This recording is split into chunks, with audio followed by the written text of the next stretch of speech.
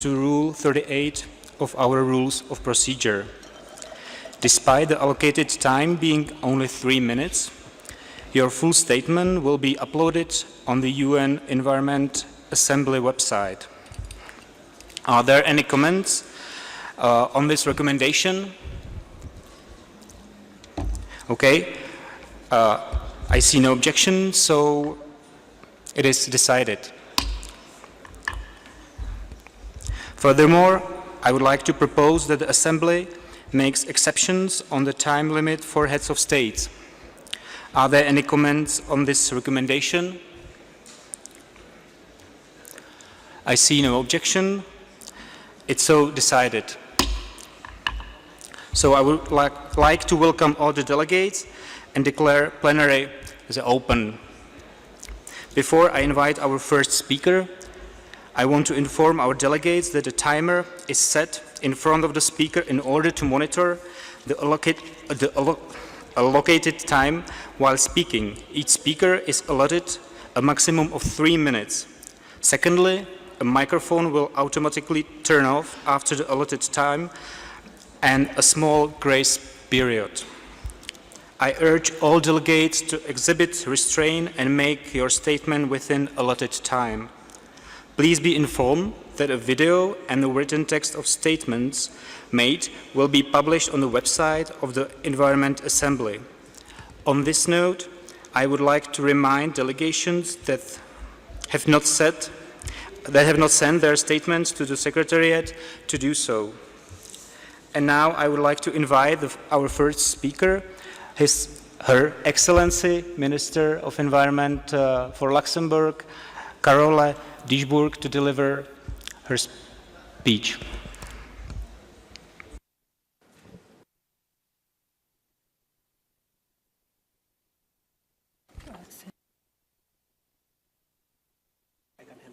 Yes, thank you. Thank you, Mr. President, Excellencies, Mesdames, Messieurs.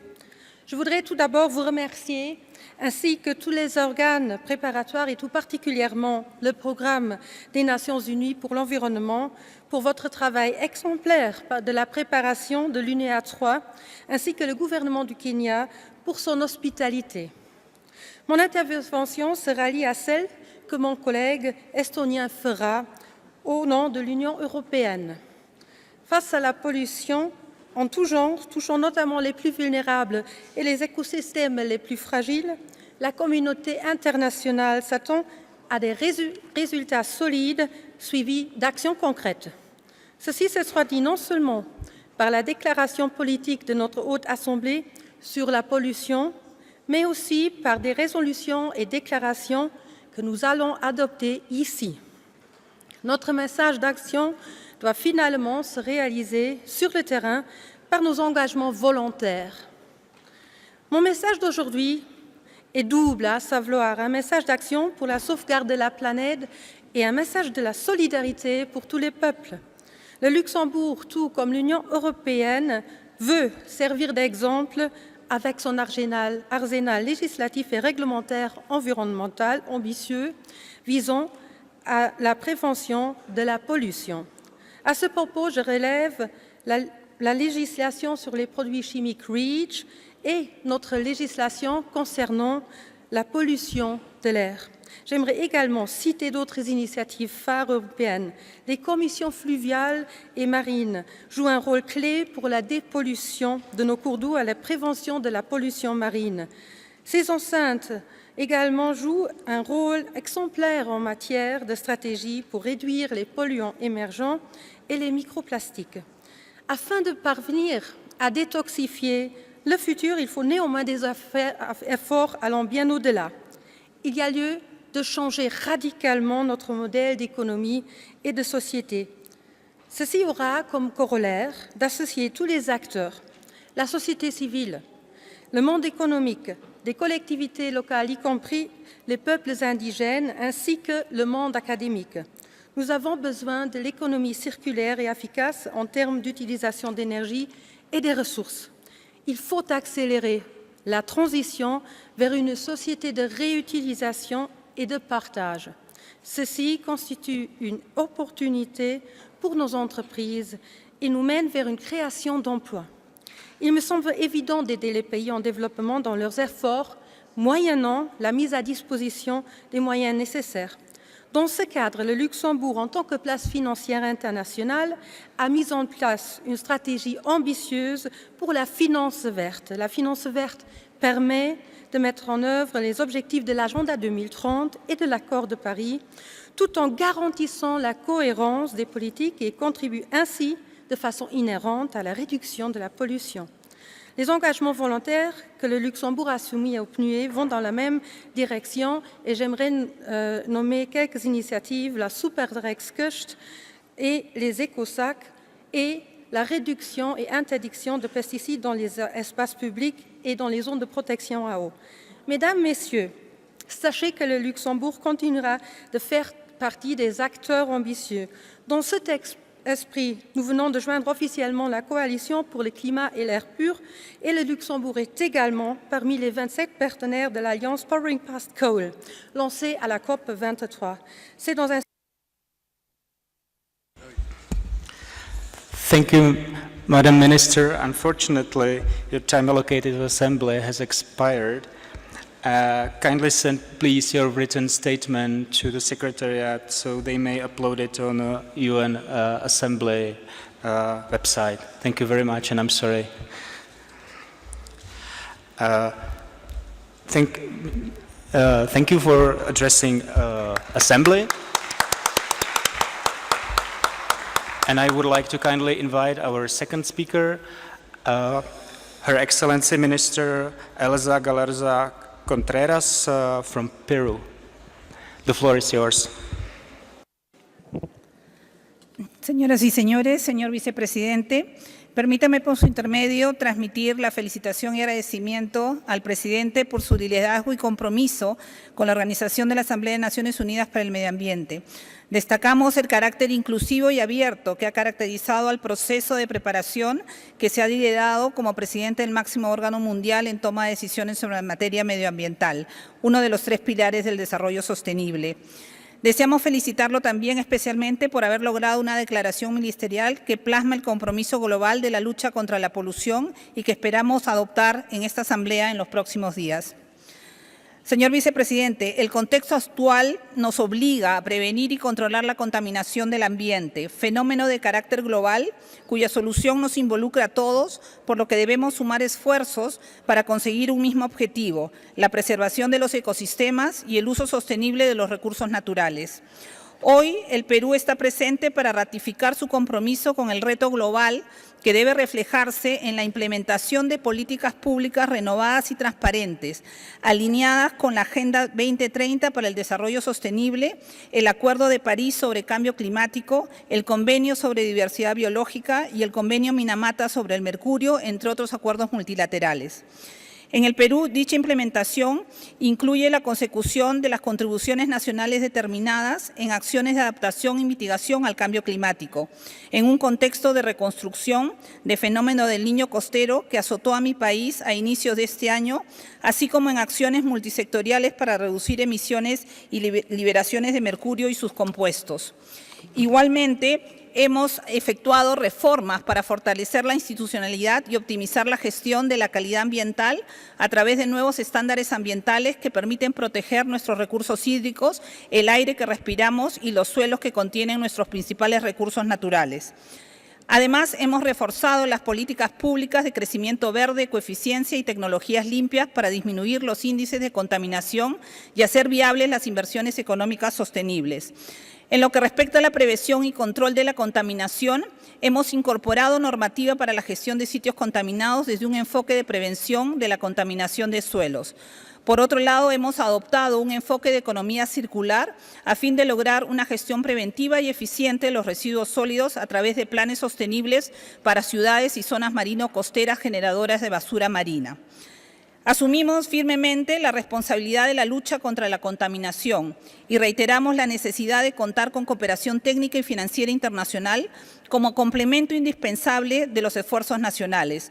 Nuestro diálogo incluye también al sector privado, el que no puede quedar al margen de este compromiso, y a la ciudadanía a través de programas educativos y de sensibilización. Bajo esa perspectiva, hacemos un llamado a la generación de alianzas estratégicas, público-privadas y regionales, a la coordinación con todos los órganos del sistema de Naciones Unidas, incluyendo a la sociedad civil y al empresariado, bajo un esquema de desarrollo sostenible que genere oportunidades para las generaciones venideras. Muchas gracias, señor presidente.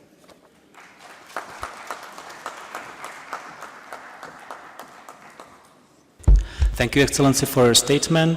As the next speaker, I would like to kindly invite Her Excellency Minister Josephina Puon-Cosmos from Republic of South Sudan. Your Excellency, the floor is yours. Mr. President, honorable ministers, UN agencies, development partners, distinguished guests, ladies and gentlemen. On behalf of the government of the Republic of South Sudan and my delegation, I would like to sincerely thank the government and the people of Kenya for their kind hospitality and hosting this important UN Environment Assembly whose focus is pollution. Distinguished guests, ladies and gentlemen, South Sudan experienced a wide range of environmental problems, on top of which is environmental pollution as manifested in air, water, and soil pollution.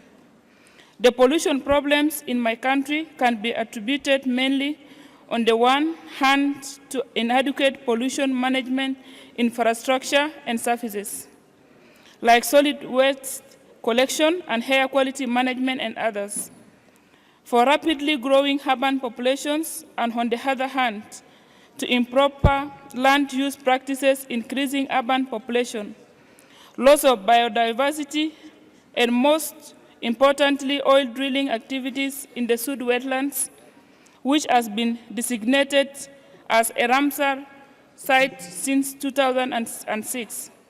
Distinguished guests, ladies and gentlemen, the government of South Sudan adopted the South Sudan National Environment Policy in 2016. This policy put emphasis on pollution prevention and control, waste minimization, reuse and recycling, with the aim of optimizing resource use and reducing adverse environmental health impacts. This policy also subscribes to the polluter pays principle, which calls upon the party responsible for producing pollution to pay the damages done to the natural environment. The government of South Sudan has banned the use and importation of plastic bags, and the Ministry of Environment and Forestry is also in the process of developing regulations and environmental guidelines for the extractive industry in a bid to ensure sound operations in the oil fields and gas and mining sectors, respectively. Distinguished guests, ladies and gentlemen, lastly but not least, I would like to once again, on behalf of the government of the Republic of South Sudan, to thank the United Nations Environment Program. Before I close, and as South Sudan is one of the countries severely affected by the pollution from oil products and spills in most areas where oil fields are found, I would like to appeal for support and technical assistance on pollution management, knowledge generation and sharing, and raising awareness about the detrimental impacts of pollution on human health and the environment in my country. Finally, and most importantly, I wish to affirm the political will and commitment of the government of the Republic of South Sudan in tackling environmental pollution issues. In conclusion, I would like to wish the Assembly successful, fruitful deliberation. We hope this meeting will guide our future endeavors in managing environmental pollution in an integrated manner in our respective countries. Thank you for listening.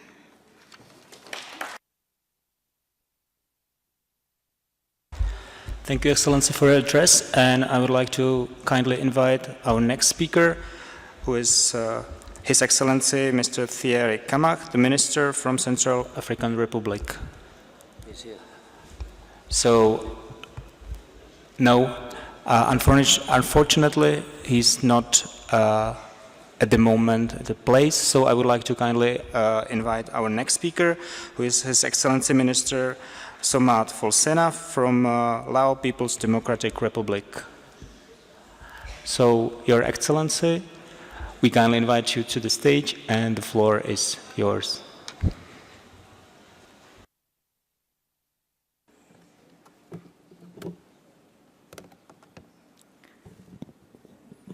Thank you very much, Mr. President. First of all, I would like to correct about the presenter.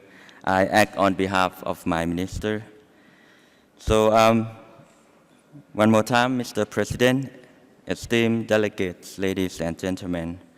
First of all, I would like to thank you, UN Environment Assembly, and also the government of Kenya to hold the third UN Environment Assembly on toward pollution-free planet in Kenya. Lao People Democratic Republic is a country with experienced transition, although the succeeding in numerous aspects of economic performance, we would still unavoidably face challenges for the future development, including international cooperation and trade. Among the most often cited constraints are skill shortage, inadequate and high-cost basic infrastructure services. With the continuous growth in the economy, pollution and waste and other environmental related issues have been our current challenges for the government. Lao PDR has been ratified on the International Convention related to environmental management and pollution control, such as Basel, Rotterdam, Stockholm Convention. Especially in the last few years, Lao PDR has signed Paris Agreement, which is one of our outstanding activity, and that was on April 2016. Also, we ratified Minamata Convention on Mercury in September 2017, and the Kigali Amendment last week in Canada. Lao PDR developed our National Action Plan on the target interventions to address on priority basis the hard-hitting pollutants and focus national action plan on key pollutant areas, including air pollution, land and soil pollution, and other kinds of pollution, chemicals and waste management to support our theme, pollution-free planet. Also, the country has our long target aim to materialize, which is the slogan of clean, green, and beautiful Laos in the future. In conclusion, I would like to express our firm standing with the environment in order to tackle the issues around. And I would like to wish the meeting for the fruitful outcome. I thank you very much.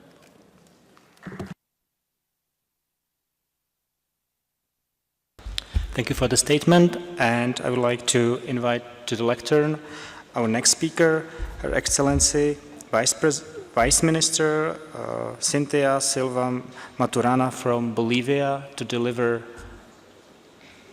her statement. So please come to us, and the floor is yours. Buenas tardes. Buenas tardes, estimado hermano vicepresidente de la Asamblea, excelencias, ministros, ministras, hermanas y hermanos. Primero, permítanme expresarles el afectuoso y revolucionario saludo que envía el presidente Evo Morales Ayma y nuestro ministro de Medio Ambiente y Agua. También deseamos agradecer a la República de Kenia por la calidez con que nos ha recibido en esta importante reunión. Esta asamblea, denominada Un Mundo Sin Contaminación, nos plantea un reto de una magnitud sin precedentes que solo puede ser logrado si cambiamos el sistema. No podemos olvidar que la contaminación de suelos, del aire, de las aguas es un resultado de un desarrollo capitalista que no respeta los límites de la naturaleza y los derechos de los pueblos. La contaminación históricamente acumulada es el resultado de la injusta manera en que los recursos naturales se han usado y desechado, explotado y consumido, usurpado y acaparado en todas partes del mundo. Y tampoco podemos olvidar que los efectos de esta contaminación la sufren principalmente los más vulnerables. La contaminación pone en riesgo los sistemas de vida de los pueblos y naciones indígenas y campesinas y otras comunidades que dependen de manera directa de la biodiversidad y los ecosistemas naturales, aumentando la situación de pobreza en la que viven muchas poblaciones en el mundo. En Bolivia hemos decidido revertir siglos de injusticias, incluyendo la ecológica. Por ejemplo, en el caso del agua, hemos realizado inversiones sin precedentes para asegurar de manera resiliente el derecho al agua para la vida, sin descuidar el derecho al agua para la producción y la calidad de agua para los ecosistemas. Hemos superado ampliamente los objetivos de desarrollo sostenible, lo que no nos detendrá hasta llegar a un 100% de cobertura con calidad y oportunidad. Sin embargo, la contaminación de nuestras fuentes de agua en la búsqueda de lucro de algunos irresponsables pone en riesgo esta meta fundamental y el derecho a la salud y a una vida digna, especialmente de los más pobres. Es por ello que sostenemos que es de primera prioridad encarar en esta Asamblea con seriedad los compromisos que eviten la contaminación de las fuentes de agua y debe hacerse en un marco de respeto a la soberanía, pero entendiendo que se trata de un recurso compartido, escaso y en muchos casos no renovable. Hermanos y hermanas, otros esfuerzos que Bolivia está haciendo para reducir la contaminación y su impacto en nuestra población se refieren a energía. Por ejemplo, hemos iniciado la transformación de nuestra matriz energética hacia energías más renovables. Entre otros, hemos implementado además soluciones innovadoras como el sistema de transporte urbano bajo en emisiones más grande de su tipo en el mundo, denominado Mi Teleférico. Estamos desarrollando un programa nacional de calidad del aire para encarar de manera innovadora la situación de contaminación en nuestras ciudades, buscando revertir a tiempo la situación que pone en riesgo la salud humana. En el marco de las convenciones de las que somos parte, por ejemplo, en el caso de ozono, estamos trabajando de manera innovadora, cumpliendo nuestros compromisos, a la vez que generamos fuentes de empleos para cientos de técnicos que están impulsando además pequeñas empresas que tanto controlan los gases como manufacturan equipos menores. Estos son solo unos cuantos ejemplos para demostrar que Bolivia avanza seriamente hacia un mundo sin contaminación desde sus compromisos propios. Sin embargo, demandamos compromisos serios en la transferencia de tecnologías, el intercambio de conocimientos y financiamiento sin condiciones, porque luchar por un mundo libre de contaminación es nuestra obligación colectiva para reconstituir la armonía con la madre tierra de la que formamos parte. Reciban todos un fraterno saludo revolucionario bolivariano desde Bolivia, corazón del sur. Gracias. Thank you, Excellency. Addressing the Assembly, and as the next speaker, I would like to kindly invite to the lectern His Excellency Minister Ibrahim Usman Jibril from Nigeria. Excellency, the floor is yours.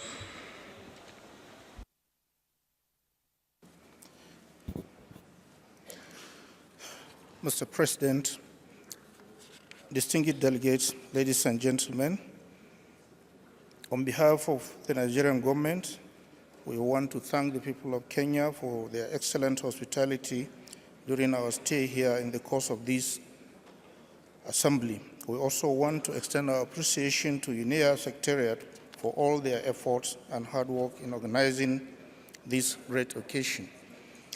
The Nigerian government aligns itself with the position of African Ministerial Group and the effort of the international community to have pollution-free planet. In pursuit of this clean and healthy environment, the Nigerian government has embarked on a number of programs, activities, and projects aimed at managing and preventing pollution.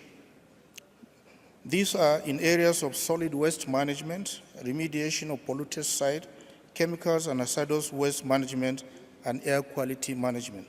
The country flagged off an action plan for the management of spent oil in September 2017. After UNEA 2, Nigeria has revised and updated the Environmental Impact Assessment Act to expand the legislative coverage in line with the Principle 17 of Agenda 21. We thank the United Nations Environment Programme for assisting us in the revision of this act. Pollution affects the air, soil, rivers, seas, and health of Nigerians in adverse ways, even though the actual cause has not been determined due to the lack of usable data. It has been identified that transboundary pollution accounts to 28% of disease burdens in Africa. Nigeria, therefore, uses regulatory framework and policies approach to address potential environmental and social impact that may be generated during development projects. Furthermore, Nigeria has since implemented the National Oil Spill Contingency Plan in accordance with the International Convention on Oil Pollution Preparedness, Response and Cooperation, OPRC 90, for checking oil spill through containment, recovery, remediation, and restoration. In an effort towards movement to low sulfur fuels, Nigeria organized a sub-regional workshop on low sulfur fuels in ECOWAS member countries. Nigeria has also established regulatory framework and institutions to ensure safety measures in the application of modern technology in the country with a view to preventing an adverse effect on the environment and human health. This is beside the establishment of National Environmental Standard Regulation Enforcement Agency, NESRA, a regulatory and enforcement arm of government saddled with the responsibility of enforcing environmental laws.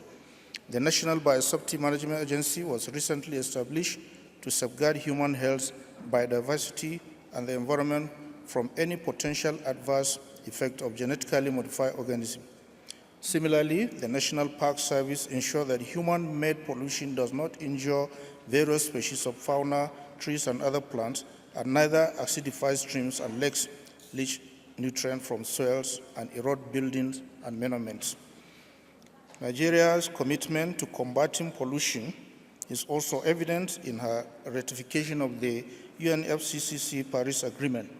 The implementation roadmap for our nationally determined contribution is set to achieve the objective of the Convention as set out in Article 2 of the Paris Agreement.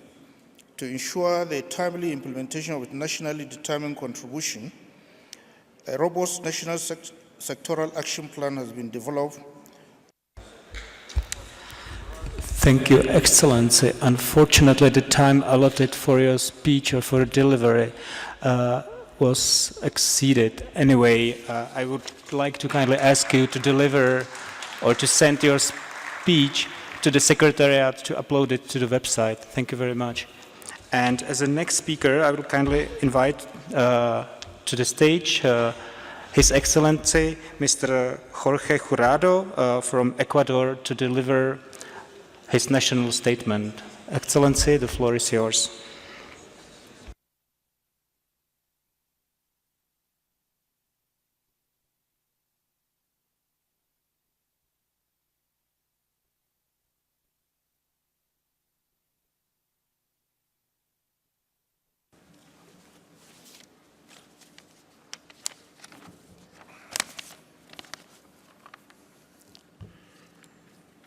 En primer lugar, quiero pedir disculpas a las personas que están traduciendo porque he cambiado en algo mi discurso. Señor Presidente, estimados ministros, ministras, autoridades y delegados, todos. El Gobierno del Ecuador presenta sus fraternos saludos a los respetables miembros de esta Asamblea. Yo, como ciudadano ecuatoriano y latinoamericano, no puedo menos que manifestar a sus excelencias mi sorpresa porque en pleno siglo XXI estamos todavía discutiendo aquí sobre formas de disminuir los impactos de la contaminación en un ámbito bastante doméstico, mientras alejamos nuestras miradas de las verdaderas causas detrás de esta contaminación y de otras formas de la degradación ambiental. El Ecuador, no obstante ser un estado pequeño, Ha desarrollado conceptos que deben ser un ejemplo a seguir por la comunidad internacional, al haber establecido en la Constitución los derechos de la naturaleza. Somos el único país que ha respetado y que ha consignado los derechos de la naturaleza en el mundo. Y así también hemos reconocido el derecho al agua como un derecho humano fundamental y también como un sector estratégico, colocando de esta manera al ambiente por encima de las actividades productivas, la economía del mercado y el consumo no sostenible. El Ecuador es uno de los 17 países más megadiversos del mundo, con más del 20% de su territorio declarado como área protegida, lo que ha permitido preservar ecosistemas tan delicados como el de las Islas Galápagos y el Parque Nacional Yasuní, que es el parque más biodiverso en el planeta. El motivo que nos reúne hoy en día aquí en Kenia es la lucha contra la contaminación, que no distingue fronteras y nos afecta a todos sin distinción, aunque no en igual medida, ya que estas asimetrías están directamente relacionadas con el nivel de desarrollo y el Producto Interno Bruto de cada país. La contaminación es el resultado de modelos de explotación centrados en formas actuales de producción y crecimiento económico ilimitado, conceptos ambos que son parte del paradigma del capitalismo neoliberal. Los daños ambientales causados por la contaminación afectan desproporcionadamente a los países más pobres en el ámbito global. Estos modelos de desarrollo altamente acumulativos promueven el consumo desmedido y una producción poco sustentable. Dejan de lado procesos responsables de escrutinio y control de la contaminación y buscan dar soluciones parche y reactivas a problemas ambientales exclusivamente con fe en los avances de la tecnología, sin tomar en cuenta el principio precautelatorio ambiental, permitiéndose así severas agresiones al ambiente. Por ejemplo, la contaminación causada hasta ahora por el uso industrial de más de 100.000 sustancias químicas, cuando entre tanto se han sintetizado ya más de 50 millones de estas sustancias. Thank you, Excellency. Sorry for interrupting. Anyway, your time allocated by the Assembly expired. So I would like to kindly send your written statement to the Secretariat to be uploaded to the website. And I would like to kindly ask our next speaker from Azerbaijan, Vice Minister Firdevsi Aliyev, to deliver his national statement. And we will wait a moment. Anyway, no rush, we will wait for you. So, Excellency, the floor is yours. İlk növbədə icazə verin Kenya Respublikasının hökumətinə və BMT-nin Ətraf Mühit Proqramına, Birləşmiş Millətlər Təşkilatının Ətraf Mühit Assambleyasının 3-cü iclasının təşkilinə görə öz dərin minnətdarlığımı bildirim. Fürsətdən istifadə edərək Assambleyanın hazırlıq mərhələsində konstruktiv dialoq və səmərəli əməkdaşlığa görə nümayəndə heyətlərinə və həmkarlarıma təşəkkür edirəm. Azərbaycanda son 15 ildə meşə salma fəaliyyətinin həcmi artırılmış, 10 milyonlarla ağac əkilmişdir. Yeni aktiv əkin sayəsində biz ölkənin meşə ilə örtülü sahəsini 11,4%-dən 12,5%-ə qədər artırmağa nail olmuşuq. Paris sazişi qəbul edildikdən sonra təxirə salınmaz tədbirlər çərçivəsində Azərbaycan ərazisində 10.000 hektarlarla yeni meşə massivləri salınmışdır. Son 10 ildə xüsusi mühafizə olunan təbiət ərazilərinin ümumi sahəsi əhəmiyyətli dərəcədə artırılmışdır. Yeni qorunan ərazilərin yaradılması işi başa çatdırıldıqdan sonra xüsusi mühafizə olunan təbiət ərazilərinin sahəsi ölkə ərazisinin təxminən 13%-ni təşkil edəcəkdir. Milli monitoring sisteminin modernləşdirilməsi istiqamətində müxtəlif bölgələrdə, o cümlədən qonşu dövlətlərin ərazisində son dərəcə çirklənməyə məruz qalan transsərhəd çayların üzərində müasir cihaz və avadanlıqlarla təchiz olunmuş analitik tədqiqat laboratoriyaları təşkil edilmişdir. Respublika ərazisində mövcud hidrometeoroloji stansiyalar 100% avtomatlaşdırılmışdır. Mərkəzləşdirilmiş şəkildə təmiz içməli suya çıxışı olmayan ən ucqar yaşayış məntəqələrində də tez bir zamanda təhlükəsiz su ilə təmin edilməsi üçün modul tipli su təmizləyici qurğular qurulur.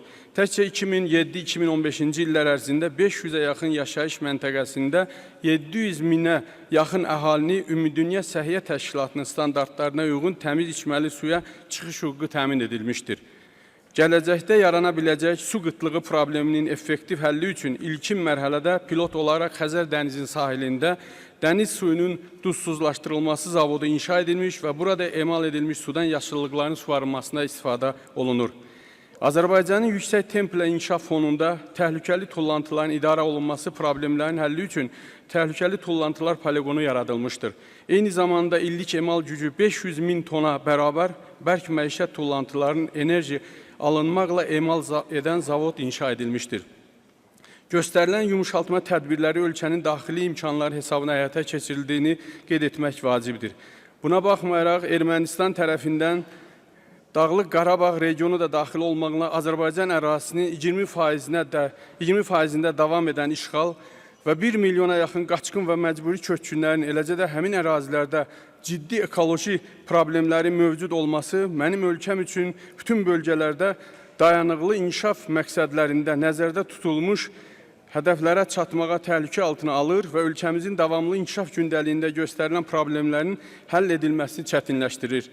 Hörmətli nümayəndələr, ətraf mühit məsələlərində Azərbaycan UNEP ilə əməkdaşlığa böyük önəm verir və biz Xəzər dənizinin dəniz ətraf mühiti mühafizəsi haqqında çərçivə konvensiyasına göstərdiyi dəstəyə görə UNEP-ə minnətdarlığımızı bildiririk. Yekunda icazə verin təşkilatçılara bu mühüm tədbirə görə bir daha dərin təşəkkürümü bildirim. Mən əminəm ki, belə görüşlər və təcrübə mübadiləsi hamımız üçün vacib olan bir çox məsələlərini həll etməyə müsbət təsir göstərəcəkdir. Diqqətinizə görə sizin hər birinizə minnətdarlığımı bildirirəm. Sağ olun. Thank you.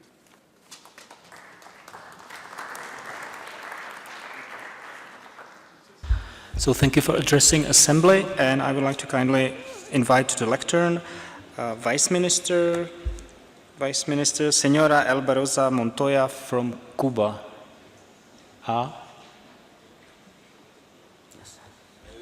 No soy la señora ministra, aunque de todas maneras, en su nombre saludo a toda la Asamblea. Mi nombre es José Fidel Santana, soy viceministro de Ciencia, Tecnología y Medio Ambiente de Cuba. Señor Presidente, ministras y ministros, distinguidos delegados, acordamos dedicar el debate central de esta Asamblea a un tema de trascendental importancia actual, la contaminación ambiental que está afectando a nuestros mares y océanos, al aire y el suelo. En este contexto, rendimos homenaje al líder histórico de la Revolución Cubana, Fidel Castro Ruz, quien desde época tan temprana como en el año 1976, en un acto celebrado en La Habana, calificó de peligros espantosos que amenazan a la humanidad al agotamiento de los recursos naturales que son limitados, la contaminación progresiva del medio ambiente, el crecimiento descontrolado de la población, hambres desoladoras y guerras catastróficas. 40 años después, la realidad confirma que como consecuencia de la contaminación ambiental, hoy todas las especies que habitan nuestro planeta están seriamente amenazadas. Los modelos de producción y consumo insostenibles han puesto en peligro la existencia misma de la humanidad. La pobreza y el hambre son otros de los principales obstáculos para un desarrollo ambientalmente seguro. ¿Cómo elevar el nivel de vida de 1.500 millones de personas aproximadamente que viven en situación de pobreza multidimensional y se concentran en su mayoría en regiones en desarrollo? ¿Cómo asegurar el alimento a más de 793 millones que sufren de nutrición insuficiente? ¿Cómo asegurar un planeta sano para la vida futura de nuestros descendientes? La generación actual, los líderes mundiales, nosotros, no tenemos otra alternativa que dar respuesta inmediata y urgente a estas interrogantes. No se puede continuar destinando miles de millones de dólares a la carrera armamentista en el mundo, en lugar de aportarlo a una solución mundial de los problemas medioambientales y acabar con el peligro que representan las miles de armas nucleares que hoy existen. Se requiere de la voluntad de todos los países para implementar las políticas y estrategias que sean necesarias a nivel nacional, acompañado de los medios de implementación suficientes que permitan lograr los resultados verdaderos y sostenibles. Señor Presidente, a pesar de los escasos recursos financieros que dispone nuestro país y del injusto bloqueo económico, comercial y financiero que durante 56 años nos ha impuesto los Estados Unidos, continuamos avanzando en el enfrentamiento a la contaminación ambiental. Desde el 2012 se estableció por decreto presidencial una comisión higiénico-sanitaria y calidad ambiental para la erradicación de las fuentes de contaminación híbrida, atmosférica y sonora.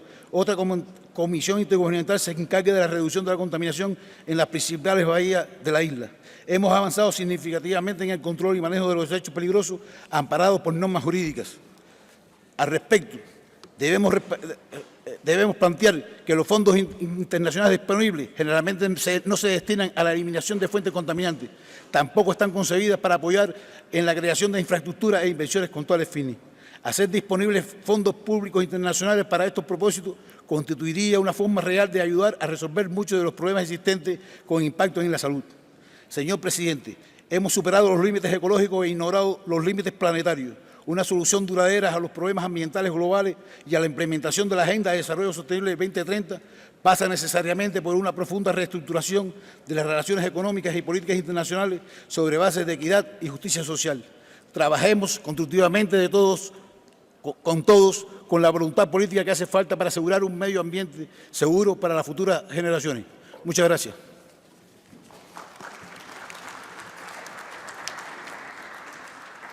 Thank you, Minister. As the next, I would like to invite His Excellency Vice Minister,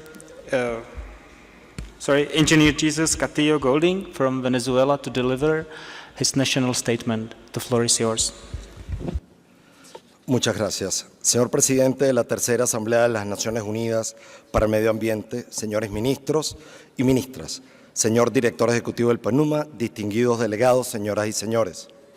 Ante todo, queremos hacerles llegar un saludo y buenos deseos por el éxito de esta asamblea de parte del presidente constitucional de la República Bolivariana de Venezuela, Nicolás Maduro Moros, y vaya también nuestro agradecimiento al gobierno de la República de Kenia y al pueblo de Nairobi por su hospitalidad al recibirnos. Señor presidente, el planeta enfrenta una profunda crisis ambiental generada por un modelo civilizatorio basado en patrones de producción y consumo insostenibles que destruyen los ecosistemas y producen inequidad, injusticia y pobreza.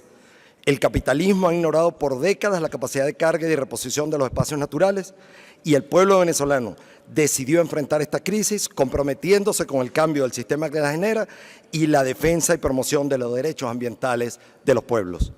Señor presidente, la crisis ambiental nos afecta a todos y particularmente la contaminación ha crecido de una manera alarmante en las últimas décadas.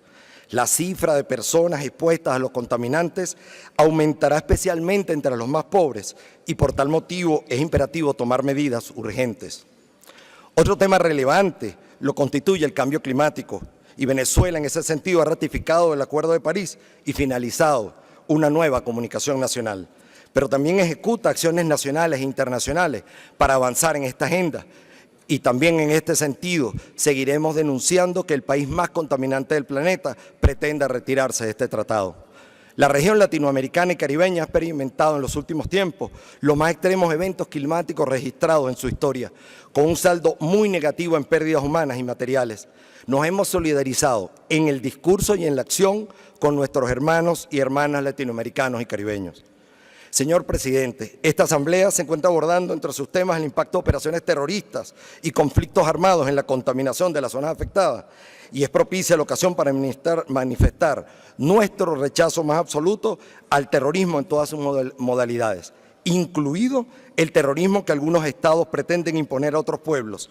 Nuestro país es objeto de agresiones permanentes por parte de poderes hegemónicos y denunciamos ante el mundo la aplicación ilegal de medidas coercitivas económicas unilaterales e invocamos la declaración unánime que en contra de este tipo de acciones emitiera recientemente el Movimiento de Países No Alineados. Señor presidente, Venezuela avanza en el cumplimiento de los objetivos de desarrollo sostenible a través de nuestra ley del Plan de la Patria y desarrolla acciones contundentes en materia de contaminantes orgánicos persistentes, residuos sólidos urbanos, residuos de aparatos eléctricos y electrónicos, mercurio y calidad de aire, solo por mencionar algunos. Señor presidente, es tiempo de que comencemos a ocuparnos de nuestro planeta que es nuestro hogar. Debemos comenzar por reafirmar los principios de Río sobre el medio ambiente y el desarrollo, y así contribuir a alcanzar el desarrollo sostenible que todos nos merecemos.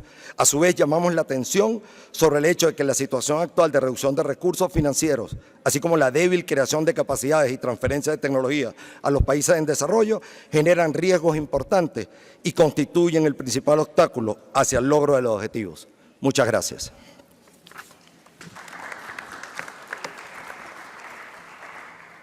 Thank you, Excellency, and now I would like to invite as the next speaker, Vice Minister, His Excellency Vice Minister, Mr. Eric Grigoryan from Armenia to deliver his national statement.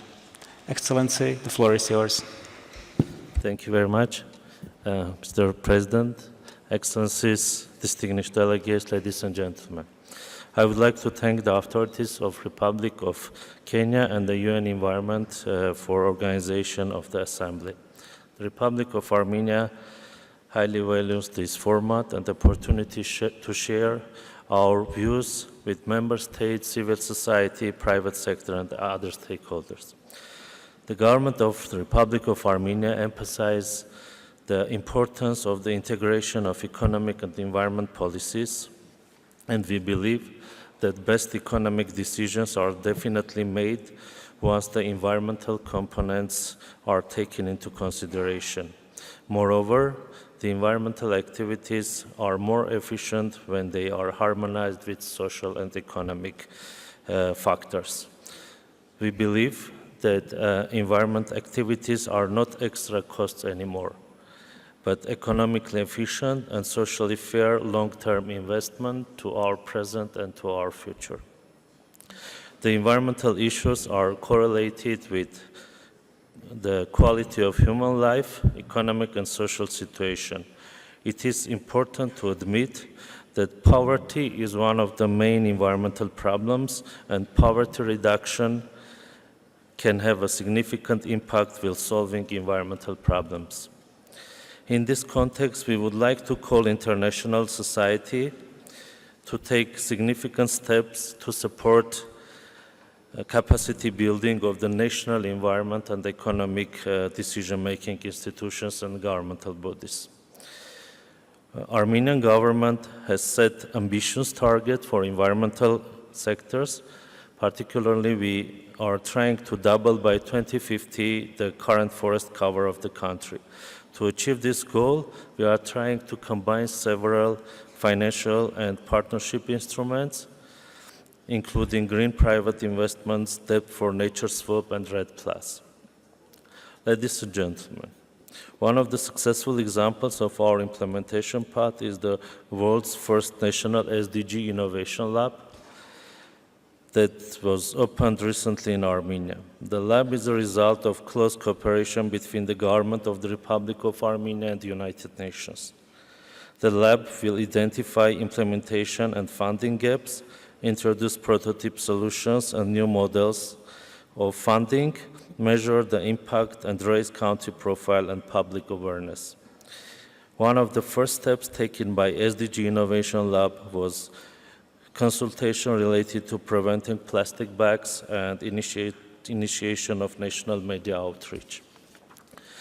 Mr. President, for the delegation of Azerbaijan, I would like to recall that the Republic of Artsakh, Nagorno-Karabakh Republic, has gained its independence within the same legal framework as Azerbaijan did. Therefore, if Azerbaijan is sincerely concerned about the environmental issues and would like to find solutions to problems, they should engage in genuine talk with the government of Artsakh Republic.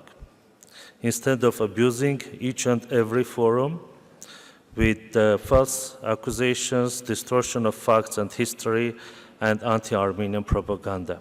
Thank you very much for attention.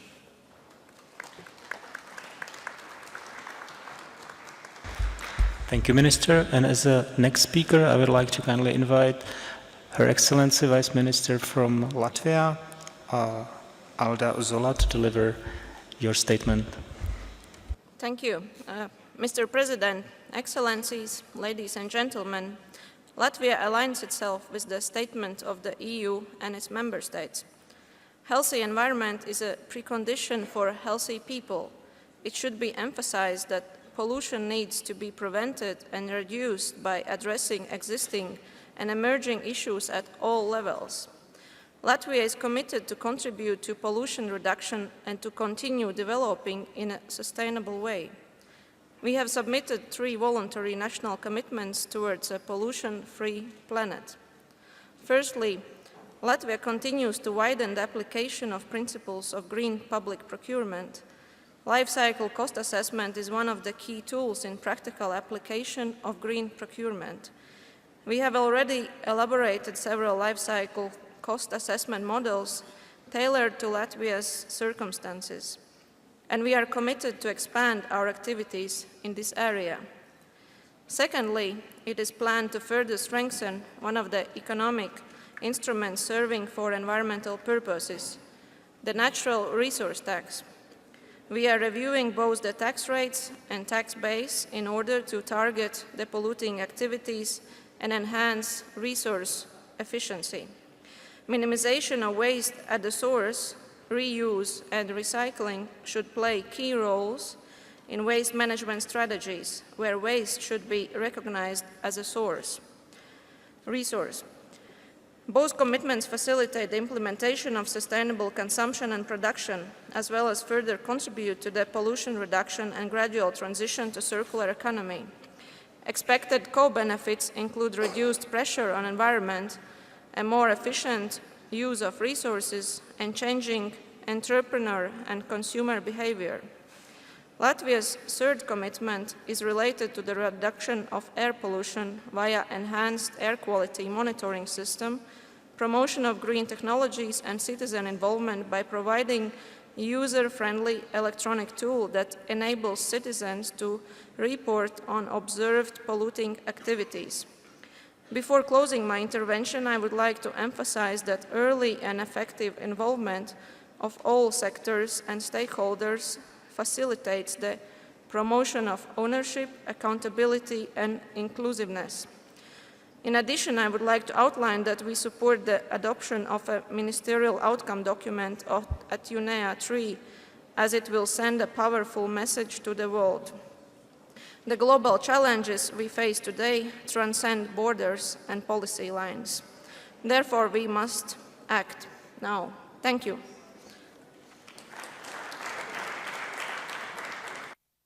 Thank you, Excellency.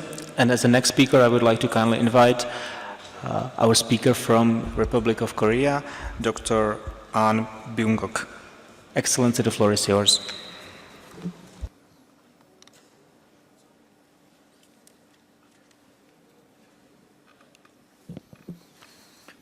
Mr. President, Excellencies, distinguished delegates, let me begin by saying that I believe the theme towards a pollution-free planet is an ambitious yet timely goal for us.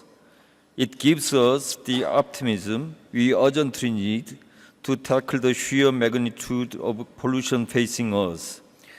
The goal is also well-timed, as it serves as a guidance for us to find solutions to manage and even avoid pollution. Combating pollution is a must if we want to protect human lives, the environment, and the very base of our progress, especially to protect women, children, and the vulnerable, who are often unequally affected by the dangers of pollution. Government should put in place effective environmental policies to protect their environmental rights. It is also imperative to expand the base of environmental welfare for the marginalized to ensure that our environmental justice is served. Excellencies, the government of the Republic of Korea has been engaged in many pollution reduction activities to take a step closer to the pollution-free planet. Air pollution, particularly fine dust issue, is of the greatest concern in the Republic of Korea. We are continuously working to significantly reduce the level of fine dust from power plants, businesses, diesel cars, and the other sources to achieve 30% reduction. To meet this target, the Korean government is taking measures to reduce coal-fired power plants and increase renewable energy. Under this goal, business facilities are subject to the total dust load management scheme, and diesel cars are being rapidly replaced by eco-friendly vehicles. Sound management of chemicals is also an essential prerequisite for a pollution-free planet. To prevent any recurrence of the tragic humidifier disinfectant case, the government has enacted the Act on Safety Management of Chemical Products for Daily Use and Biocides, under which all biocides are subject to the government's prior approval. Moreover, to promote circular economy, the Republic of Korea has enacted the Framework Act on Resource Circulation. Under the Act, recyclable waste can be freely traded in the market as commodities. To compensate the higher cost of recycling, the government has introduced the waste disposal fee and set up an information center in support of the trade in recyclable resources. The new administration in the Republic of Korea is focusing on building a streamlined governance for water. Floods, droughts, and water quantity and quality, previously managed by different government ministries, will be integrated into one single governance in a sustainable manner. The new water governance will allow us to respond to water pollution more efficiently. Thank you, Mr. Vice Minister. Unfortunately, your allocated time has expired, so please convey your written statement to the Secretariat and we will upload it to the website. And as our next speaker, I would like to invite the head of delegation of Philippines, Mr. Francis Maynard Malayones, to deliver his national statement. Environment Ministers, Excellencies, ladies and gentlemen, good afternoon. We wish to share the actions and commitments that the Philippine government, through the Department of Environment and Natural Resources, is undertaking in accordance with UNEA 3 theme towards a pollution-free planet. Our top priorities under President Rodrigo Duterte's administration are clean air, clean water, solid waste management, and the National Greening Program. To reduce air pollution, most of which is caused by motor vehicles, we have imposed the use of cleaner fuels and stricter vehicle emission standards. In January 2018, only new vehicles that meet Euro 4 emission standards will be allowed to register with our Land Transportation Office. We have strengthened the monitoring of private emission testing centers and stationary sources of pollution. We are maintaining 39 real-time air quality monitoring stations, and in 2018, we will install 28 additional stations in urban centers outside Metro Manila. To reduce water pollution, we have signed more than 700 memoranda of agreement with the private sector for the periodic cleanup of estuaries. In 2018, we will target the adoption of 64 additional estuaries and intensify the cleanup of the historic Manila Bay, known for its beautiful sunset and its adjoining rivers. Aside from our regular ambient water quality, monitoring of water bodies, we have launched a recreational waters monitoring program. This disclosure program involves more frequent monitoring of bathing beaches, such as those in the famous Boracay Island. We have designated 31 water quality management areas with our governing boards in order to protect the water bodies and their tributaries and to address water quality problems in the area. On solid waste management, to reduce the 40,000 tons of garbage per day generated nationwide, we are implementing the Ecological Solid Waste Management Act together with the local governments. This calls for waste segregation, the closure of open dumps, setting up of water recovery facilities, and construction of sanitary landfills. We provide technical assistance to local governments in the preparation of their 10-year solid waste management plans. We also support new technologies that will minimize pollution, such as waste-to-energy systems and waste water treatment facilities.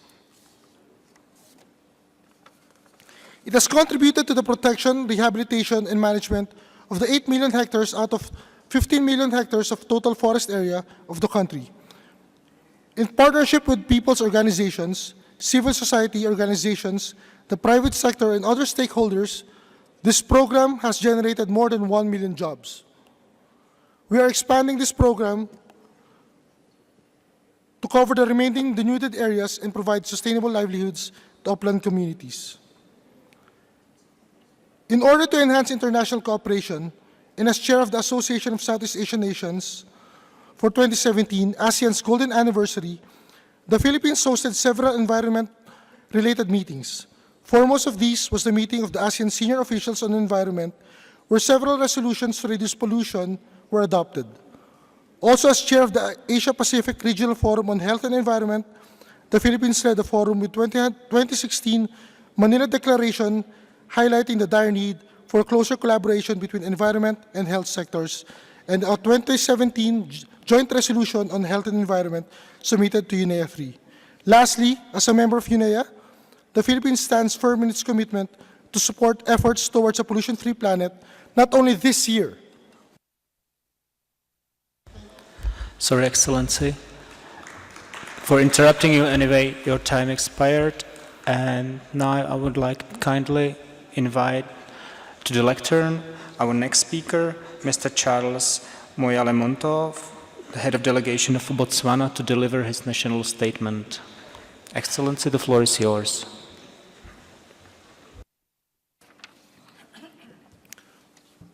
Mr. President, ministers present, distinguished ladies and gentlemen, let me, on behalf of Botswana delegation,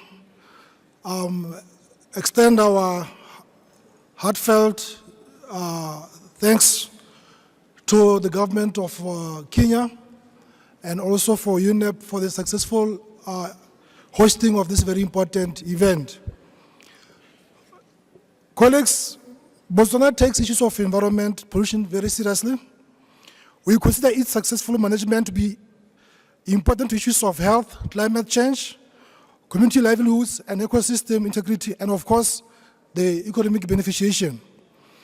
As Botswana, we believe that a number of measures are necessary for the world to look forward towards a pollution-free planet. There is therefore the need for the effective planning, sound policies, and legislative measures to ensure stronger regulatory institutions, private sector investments, technological developments and transfers, research and sharing of knowledge across nations. Notably, effective planning, which is cross-cutting and links well with other nations' priorities and international obligations, is a key aspect towards realization of a pollution-free planet.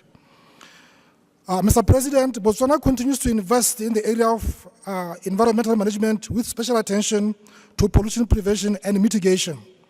The country is moving towards integrated pollution prevention and control, taking cognizance of the best environmental practices and focusing on alleviation of the impact of pollution on health, environment, and poverty.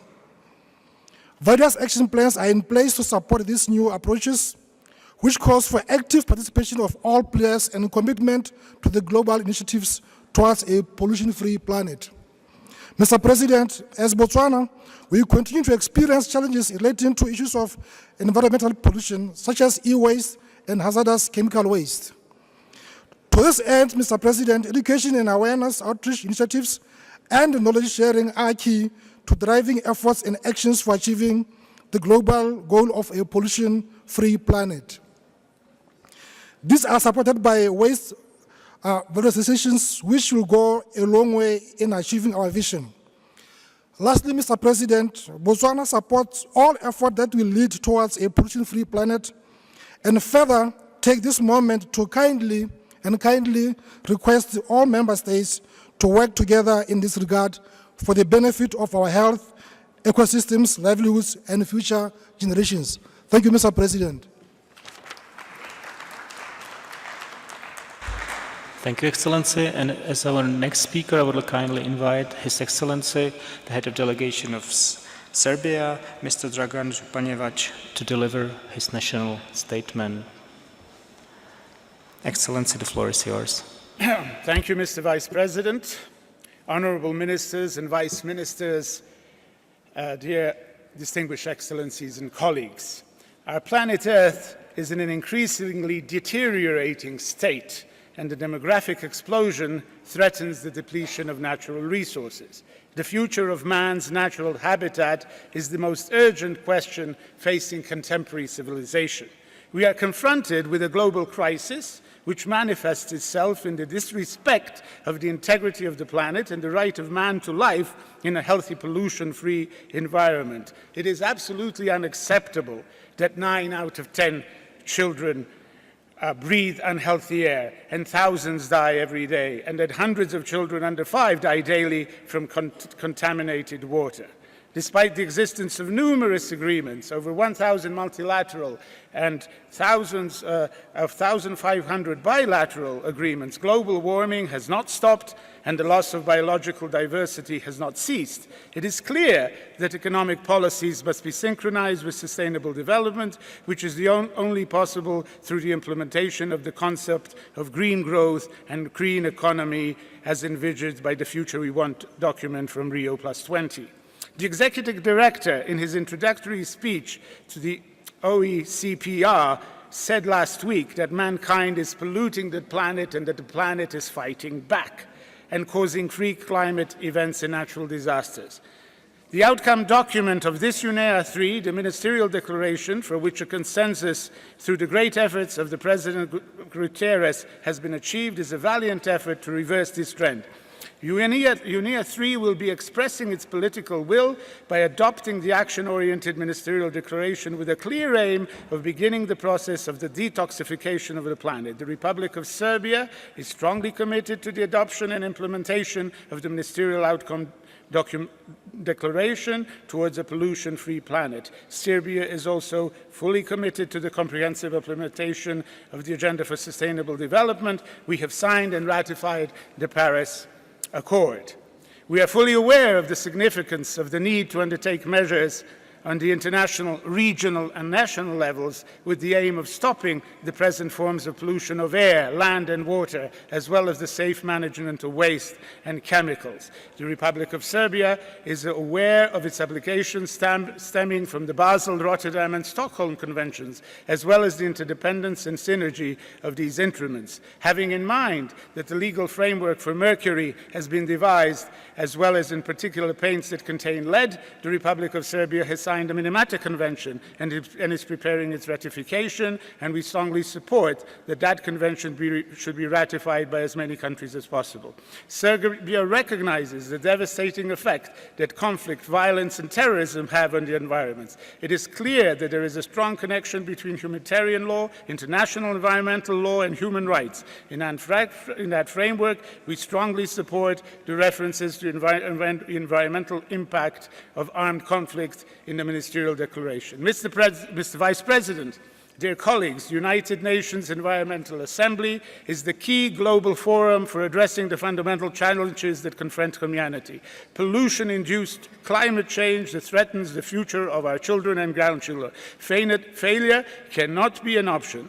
We have done it with acid rain and with the ozone layer. We can do it again. And finally, I thank Kenya for hosting this extremely important meeting. Thank you. Thank you, Excellency. And now I would like to invite to the stage our next speaker, Mr. Istiak Ahmad from Bangladesh, to deliver his national statement. Your Excellency, the floor is yours. Mr. President, honorable ministers, distinguished delegates, ladies and gentlemen, good afternoon. Let me convey firstly my sincere thanks and appreciation to UN Environment for organizing the third session of the UN Environment Assembly.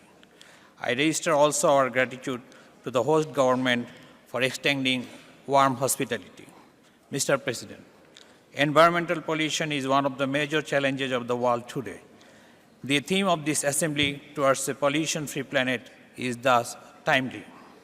Distinguished delegates, addressing environmental pollution is a big challenge for Bangladesh. The country is moving on a development pathway to become a middle-income country by 2021. In doing so, we have included environmental pollution control and climate change issues in our development strategies.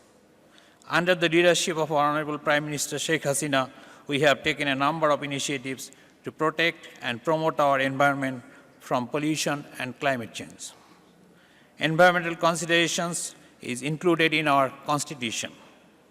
Mr. President, Bangladesh has made commendable efforts to streamline regulatory and institutional settings in realizing environment-friendly development through policies and regulatory framework.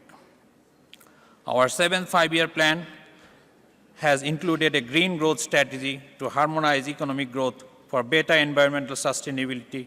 We have enacted a number of environmental laws, plans, and strategies. Bangladesh has prepared country investment plan for environment, forest, and climate change sectors. The CIP provides a strategic investment framework for national and international investments for the development of those sectors. We have undertaken rigorous monitoring and enforcement activities to curb environmental pollution. We are also emphasizing on conservation of biological diversity. Ladies and gentlemen, we are monitoring air quality and taking necessary measures to control air pollution. We have introduced polluters pay principles to encourage entrepreneurs for their pioneering role for environmental conservation and natural resource protection. We have introduced National Environmental Award. Bangladesh is also working closely with international and regional initiatives like Climate and Clean Air Coalition to reduce short-lived climate pollutants. We have already taken few initiatives under CCSC to reduce SLCPs. Mr. President, a pollution-free planet requires combined effort of every person, every country, and every institution. To facilitate our combined effort, cooperation among countries is pivotal as pollution knows no boundaries. Countries, those who are in a position to contribute and provide support more, should take the lead. Clean and safe technology is important for curbing pollution and making a safer world. More focused investment in research and development on cleaner and safer technology is crucial. Moreover, transfer of clean and green technology is very important for least developed and most vulnerable countries towards achieving a pollution-free planet.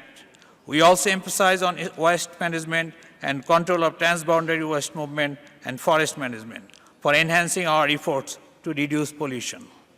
Lastly, I sincerely appreciate your leadership in this event. I hope this assembly will guide us towards a pollution-free planet. Thank you for your kind attention. Thank you. Thank you for delivering assembly. And as the next speaker, I would like to kindly invite to the stage Mr. Fernando Coimbra from Brazil to deliver his national statement. Excellency, the floor is yours. Thank you. Good afternoon. Mr. President, honorable ministers, ladies and gentlemen, this conference has highlighted that tackling pollution in all its forms lies at the heart of Agenda 2030 and is key in our struggle to eradicate poverty. Pollution affects all our nations and all segments of society, but it is clear that socially and economically disadvantaged groups, especially in urban centers, are particularly vulnerable to chemical contamination and atmospheric pollution. Universal access to clean water and to the collection and treatment of residues and effluents remains a challenge in many regions of the world. These issues require our full attention both at national and international levels. As we gathered at UNEA, we remain convinced that the international community should find ways and means to intensify cooperation so as to address the many complex and interrelated challenges posed by pollution, both in terms of its causes and effects. Our nations have recognized at Rio+20 that promoting sustainable patterns of consumption and production is an overarching objective and essential requirement for sustainable development.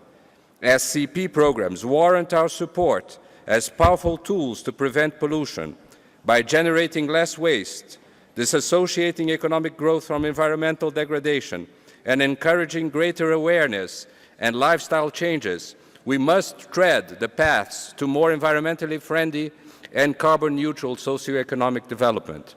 Brazil has been doing his homework. The Ministry of Environment and the Ministry of Health are working together to develop and implement health-related environmental policies that contribute to the implementation of the Basel, Rotterdam, Stockholm, and Minamata Conventions. MEAs are fundamental to the success of our endeavors.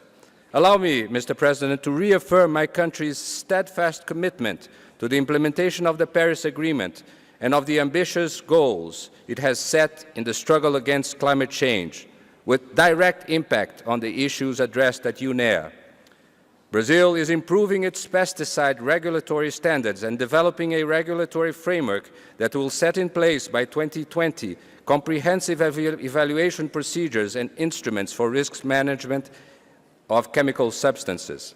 Last week, for health and environmental reasons, the Brazilian Supreme Court ruled on the banning of white asbestos and of products that contain this substance. Although air pollution remains one of our key concerns, it has been decreasing in the last 30 years as a result of the establishment of maximum ceilings of emissions for fixed and mobile sources and of a process of industrial deconcentration. This is a complex process as the management of air quality in my country follows a federative logic with responsibilities shared between federal, state, and local governments. As for the adequate management of solid waste, Brazil has opted to regulate reverse logistics through sectoral agreements that reinforce the required dialogue among all concerned actors. The Brazilian Ministry of Environment has signed 3 of such sectoral agreements on plastic packaging of lubricating oil, mercury lamps, and packaging in general.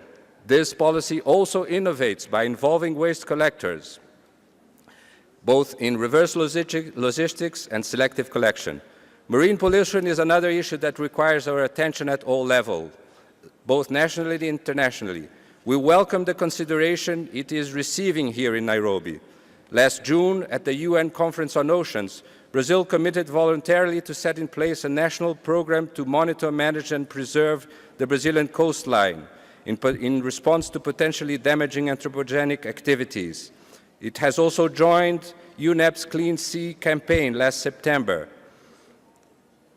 We intend next year to set in place a national program to combat marine debris, which will include strategies to reduce land-based waste generation. The scale and ambition of the task ahead of us. Thank you, Excellency, for your statement, and please be so kind and convey your written statement to the Secretariat to be uploaded to the UNEA website. Thank you very much. And as our next speaker, I would like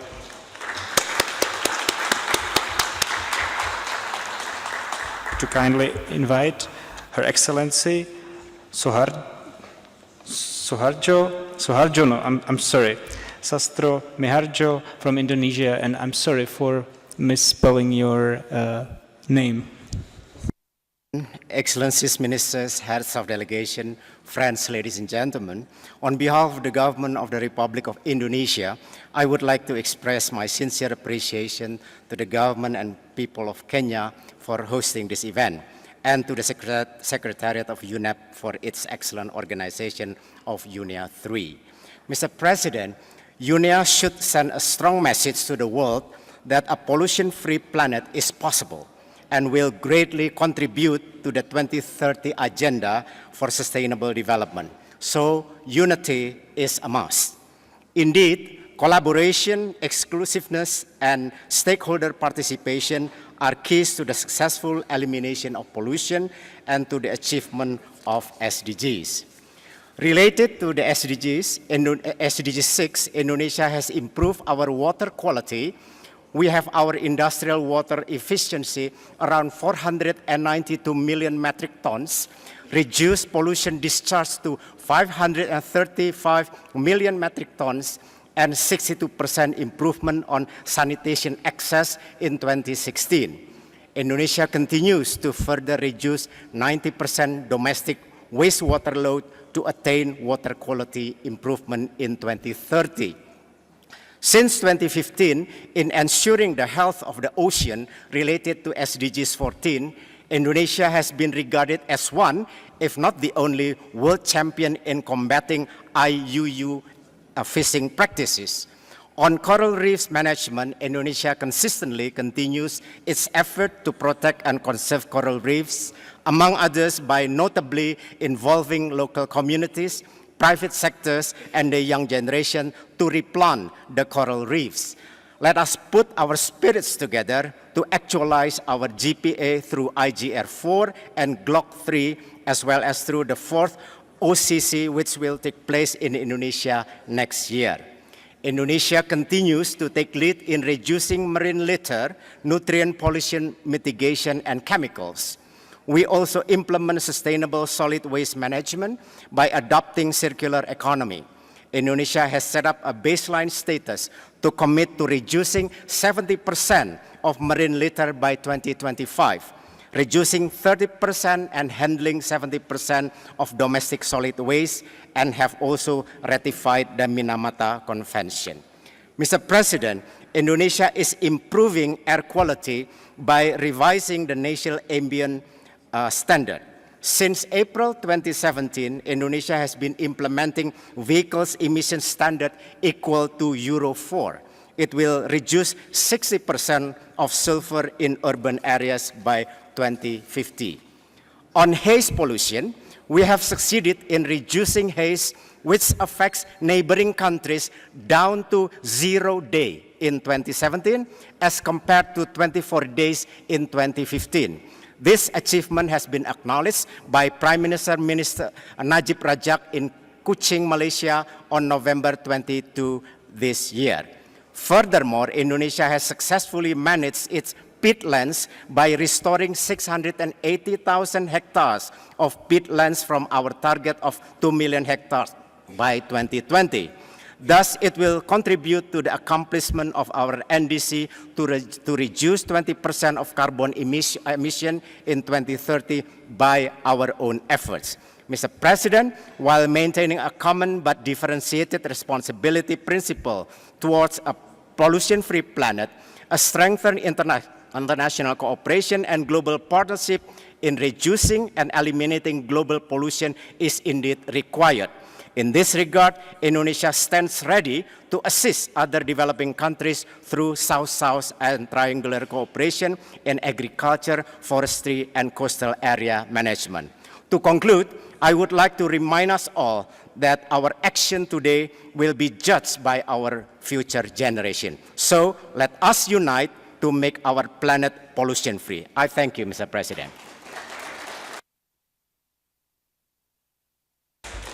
Thank you, Excellency. And prior giving floor to our next speaker, I would like to kindly ask you, Excellencies and distinguished guests, not to push the button on your speaking device. And in case it happens, please push it again to turn it off. Thank you very much. And as the next speaker, it's already here, and it is Mr. Andrew McNee from Australia. And I would like to kindly ask you to deliver your national statement. Thank you very much. Ministers, Excellencies, ladies and gentlemen. UN Environment has an important role in facilitating implementation of the 2030 Agenda, and UNEA too provided a unique opportunity to drive the environmental dimensions of the Sustainable Development Goals. Australia is pleased to see that UNEA 3 is continuing this strategic direction and allows us to pass resolutions that will contribute to implementing the 2030 Agenda in a more sustainable way. Australia supports a follow-up and review system for the 2030 Agenda that is principled, flexible, provides incentives for participation, and promotes coordination.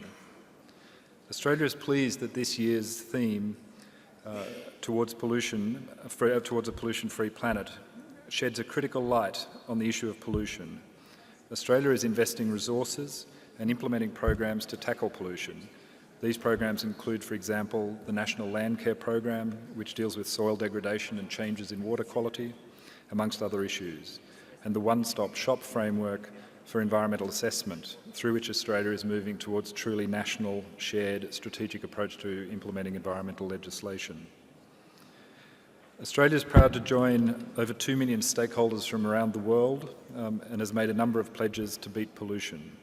Our pledges range from our National Clean Air Agreement through our plan to halve food waste by 2030 to the agreement to standardise environmental management of industrial chemicals across our nation. Our delegation looks forward to working with the Secretariat and other member states, including members from our region. Australia recognises UN Environment's valuable role in promoting regional collaboration on environmental challenges, particularly in the Pacific. We'd also like to take this opportunity to welcome the Executive Director to his first Assembly as UN Environment Executive Director and convey its full trust in his and indeed UN Environment's strategic leadership in the field of environment. Australia remains committed to maintaining its strong cooperation and working relations with Mr Solheim and his team. While Australia's Minister for Environment and Energy, the Honourable Josh Frydenberg, is not able to attend this Assembly due to domestic parliamentary commitments, the Assembly can rest assured that the Minister and Australia's environmental leadership remain committed to the work of the UN Environment and to leading Australia's strategic cooperation with this organisation. Thank you very much.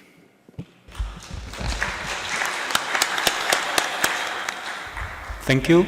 And as the next speaker, I will kindly invite His Excellency Mr. Raza Bashir Tarar, the High Commissioner of Pakistan.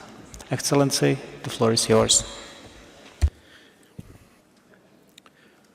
Mr. President, Pakistan has been actively engaged in contributing to the development of protocols and treaties for achieving better international and regional environmental governance.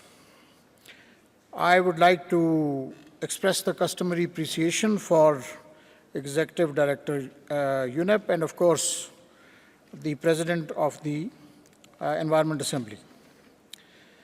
Pakistan has first-hand experience of adverse effects of climate change with, of course, very disastrous effects. The latest case in point being the impact of smog, which has engulfed South Asia, and with the extremely adverse economic as well as health repercussions. The Ministry of Climate Change is mindful of the adverse effects the country is facing. It has taken a number of steps. This includes preparation of National Climate Change Policy, National Climate Change Act, as well as a National Sustainable Development Strategy, development of technology action plans for adaptation and mitigation, and a National Action Plan for Sustainable Consumption and Production. We welcome the draft political declaration and, of course, have supported the theme of the 2017 Environment Assembly towards a pollution-free planet. And it would be remiss not to acknowledge the negotiation strategy very successfully adopted by President UNEA. Ladies and gentlemen, the key to the future, of course, will be a healthy earth. We must act on the assumption that we do not inherit the earth from our ancestors, we borrow it from our children. That is the only choice before us today. I assure you of Pakistan's determination to fulfill its obligations in line with in cooperation with countries in the region as well as at the international level to address environmental issues. And we are fully prepared to engage, to walk the talk as it were, and to work towards realization of our common objectives. I thank you very much, Mr. Chairman. Thank you, Excellency. And I would like to kindly invite our next speaker, Mr. Abdul Munen Anan from Syrian Arab Republic. Excellency, The floor is yours. Thank you, Mr. President. السيد الرئيس، السادة الوزراء، السادة الزملاء، السيدات والسادة. أود التعبير عن الشكر والامتنان للمدير التنفيذي السيد المدير التنفيذي على العرض الشامل الذي قدمه اليوم صباحا، وعلى النجاح في ترتيب وتنظيم أعمال هذا المؤتمر الدولي الذي يعتبر موطنا أساسيا للجهود الدولية الرامية لمعالجة التحديات البيئية القائمة، وفي مقدمتها التغير المناخي وقضية التلوث التي تم اختيارها موضوعا رئيسيا لأعمال هذه الدورة. لقد اطلعنا باهتمام على تقرير المدير التنفيذي المعنون نحو كوكب خال من التلوث، وقد توقفنا باهتمام أكبر عند الخلاصات التي توصل إليها، وفي مقدمتها ضرورة العمل نحو كوكب خال من التلوث يشمل عنصري الوقاية والعلاج، وذلك يتطلب وجود قيادة سياسية والتزامات على مستويات رفيعة والذهاب إلى ما هو أبعد من مجرد تحفيز وزارات البيئة. السيد الرئيس، لقد مثل اندلاع الأزمة السورية عام 2011 بداية كارثة بيئية واسعة شملت التلوث بشتى صوره للهواء والماء والتربة والتنوع الحيوي، وتركت بصورة مؤكدة آثاراً واسعة على صحة الإنسان. لقد استولت حينها المجموعات الإرهابية على آبار النفط وعلى أنابيب نقله، وقامت بتكريره بصور بدائية، مما أدى إلى إطلاق غازات ومركبات خطيرة في الجو أثرت على البيئة وعلى صحة الإنسان، منها غاز ثاني أكسيد الكربون وثاني أكسيد الكبريت. وطالت أعمال التخريب الإرهابية منشآت معالجة النفايات ومياه الصرف الصحي وإعادة التدوير، إضافة لتعطل عمليات نقل القمامة. كما قامت المجموعات الإرهابية بالسيطرة على السدود في العراق وسوريا لمدة تتجاوز العامين، مما أدى إلى حدوث أضرار بيئية واقتصادية كبرى، وخصوصاً لجهة التأثير السلبي على مصادر عيش السكان المحليين وتعطيل الإنتاج الزراعي وتوقف دخل المزارعين. كما لا يسعني أن أفوت هذه الفرصة دون التنويه إلى الآثار الفادحة على التنمية على البيئة والتنمية البشرية التي تخلفها جرائم ما يسمى التحالف الدولي والقوات الحليفة له، من خلال استهدافهم المتعمد للسدود والأراضي الزراعية والمنشآت الحيوية والخدمية في سوريا. من المؤسف سيد الرئيس أن دولاً عدة ما زالت تتعرض أيضاً لتدابير اقتصادية قسرية أحادية الجانب عطلت وما زالت تعطل الشراكات العالمية لحماية البيئة، إضافة لتسببها في توقف تنفيذ عشرات المشاريع المرتبطة بالتعافي البيئي وتحقيق تلك الأهداف المنصوص عنها في جدول أعمال التنمية للعام 2030. إن هذا الواقع يستوجب انخراط اليونيب وشركائه من المنظمات الدولية الأخرى ذات الصلة بصورة عاجلة في جهود منسقة لرصد آثار التدابير الاقتصادية القسرية الأحادية والتصدي لآثارها، ومطالبة الدول الأعضاء بضرورة رفعها الفوري. وندعو السيد الرئيس الدول المانحة والمنظمات الدولية المعنية بالبيئة لتقديم كافة المساعدات اللازمة للمؤسسات السورية المعنية، وتوفير الوسائل اللازمة والأدوات المخبرية ونقل التكنولوجيا الحديثة لحماية البيئة. أخيراً، وبالنظر إلى ما سبق ذكره، فإننا نؤيد مشروع القرار المقدم لهذه الدورة بشأن المناطق المتضررة من الأعمال الإرهابية والنزاعات المسلحة، ونرجو إيلاء هذا الموضوع اهتماماً أكبر نتيجة الآثار التي يخلفها تنامي وانتشار مخاطر الأعمال الإرهابية على المستوى العالمي. كما نأمل أن تتوقف بعض الدول الأعضاء عن استغلال محنة الشعب السوري في هذا المجال أو في المجال البيئي لغايات سياسية تقوض ولاية اليونب إلى حد بعيد. ونظراً لضيق الوقت أكتفي بهذا القدر، وشكراً سيد الرئيس.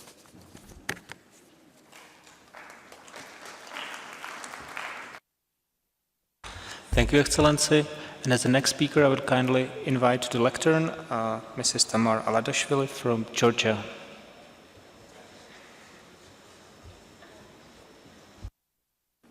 Thank you, Mr. Vice President. Excellencies, ladies and gentlemen, distinguished delegates, it's my honor and great pleasure to participate in the third session of the UN Environment Assembly of the UN Environment and deliver this statement on behalf of the government of Georgia. Let me take this opportunity and express my appreciation and gratitude to the Executive Director of the UN Environment, the President of Assembly, and the UN Environment Secretariat for the valuable work and efforts in organizing this important session. First of all, I would like to underline the importance of the session addressing the environmental pollution. While the significance of reducing environmental pollution is well aware for everybody, many specific aspects still remain challenging. We are all well aware of the environmental consequences of contamination of soil, air, and water, strengthening human health and destroying ecosystems. Addressing the environmental pollution is one of the essential steps toward achieving pollution reduction targets of the 2030 Development Agenda. Georgia has launched a high-level political forum to incorporating SDGs into national strategies and priorities, and has identified respective number of targets under the 17 goals at the national priorities, including the targets related to the pollution, and has taken the responsibility to reduce the environmental impacts of cities by paying special attention to waste management, air and water quality. Reforms in waste management sector is among the key progresses made by Georgia. Based on the principles and approaches of the EU-Georgia Association Agreement and the best environmental practices, the new law on waste management code and the waste management strategy action plan was adopted, and defining the vision and setting the objectives to manage pollution. Another important direction towards pollution-free policy of Georgia is improving air quality, as air pollution is one of the most serious problems in the world, causing adverse effects to human health. At the UNEA 8th Environment for Europe Ministerial Conference held in Batumi, Georgia last year, where the ministers endorsed the voluntary initiative Batumi Action for Cleaner Air, Georgia took 7 voluntary commitments related to enhancement of air quality monitoring and emission inventory systems, improvement of fuel quality, further development and renovation of public transport, and green driving. Some of them have already been successfully implemented. Development of air quality monitoring system, gradual improvement of fuel quality, and renovation of public transport fleet through introduction of cleaner CNG Eurobuses can be considered as important steps made towards reducing air pollution. Considering the global importance of climate action, Georgia is fully committed towards reducing GHG emissions under the UNFCCC and Paris Agreement. We recognize the drastic effects that water contamination can use to cause for human health and ecosystems. Therefore, reducing water quality, water pollution, improving water quality, and development of integrated water resource management system is one of the priorities of the many countries' environmental policy. It is obvious that pollution can pose immense threat to our health and to our planet. We believe that UN Environment Assembly and its outcomes will serve as a very dynamic platform for outlining the realistic steps towards achieving our common goal, addressing global pollution challenges in order to safeguard healthy and sustainable development. We should all work together to beat pollution and live in a pollution-free planet, to live in harmony with nature. We should choose green paths for our future. Thank you. So thank you for addressing Assembly. And as the next speaker, I would kindly invite Ms. Gillian Dempster from New Zealand to deliver her national statement. Your Excellency, the floor is yours. Thank you very much, Mr. Vice President, and thank you, Ministers, Excellencies, ladies and gentlemen. New Zealand welcomes the attention this Assembly has drawn to the pollution challenges we collectively face. The Executive Director's report Towards a Pollution-Free Planet presents a sobering view of the increasing level of global pollution and its costs to ecosystems, human health and productivity, and the economy. But by coming together as a global community to seek solutions to these challenges, we can galvanize action. In New Zealand, we are well aware of the costs of pollution. Our natural resources are a significant source of our economic prosperity, our international competitiveness, and our way of life. New Zealanders value the environment as an integral part of our national identity. We work, live and play on the land, in the sea and in the air.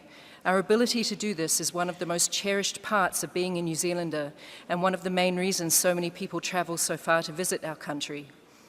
The effects of poor environmental quality on human health and well-being are well documented and can negatively impact on the prosperity of current and future generations. We acknowledge the unique vulnerabilities of small island and developing states. Pollution and solid and hazardous wastes are major threats to the environments and sustainable development of our Pacific Island neighbours. With our environment being so closely interlinked with our culture and prosperity, New Zealand has developed an extensive legislative framework to protect and sustainably manage our natural resources. However, we need to keep adapting to growing or emerging challenges. In our 2015 report on the state of New Zealand's environment, it showed mixed results in our management of pollution. We are on the right track in some areas with improving water clarity and decreasing airborne particles and transport emissions. But in other areas, we need to turn the trend around, especially in the ways we manage our land and marine resources. An essential precursor to developing the right policy responses is having an accurate and independent reporting framework. In 2016, New Zealand introduced legislation to create a system of regular reporting that enables us to have an informed conversation with the public about what is happening within our environment and what collectively we should do about that. New Zealand is committed to reducing and managing pollution, and it's not just government. This year we introduced a ban on all wash-off products, which was reconfirmed by our Prime Minister today, that contain plastic microbeads, which will come into effect in June 2018.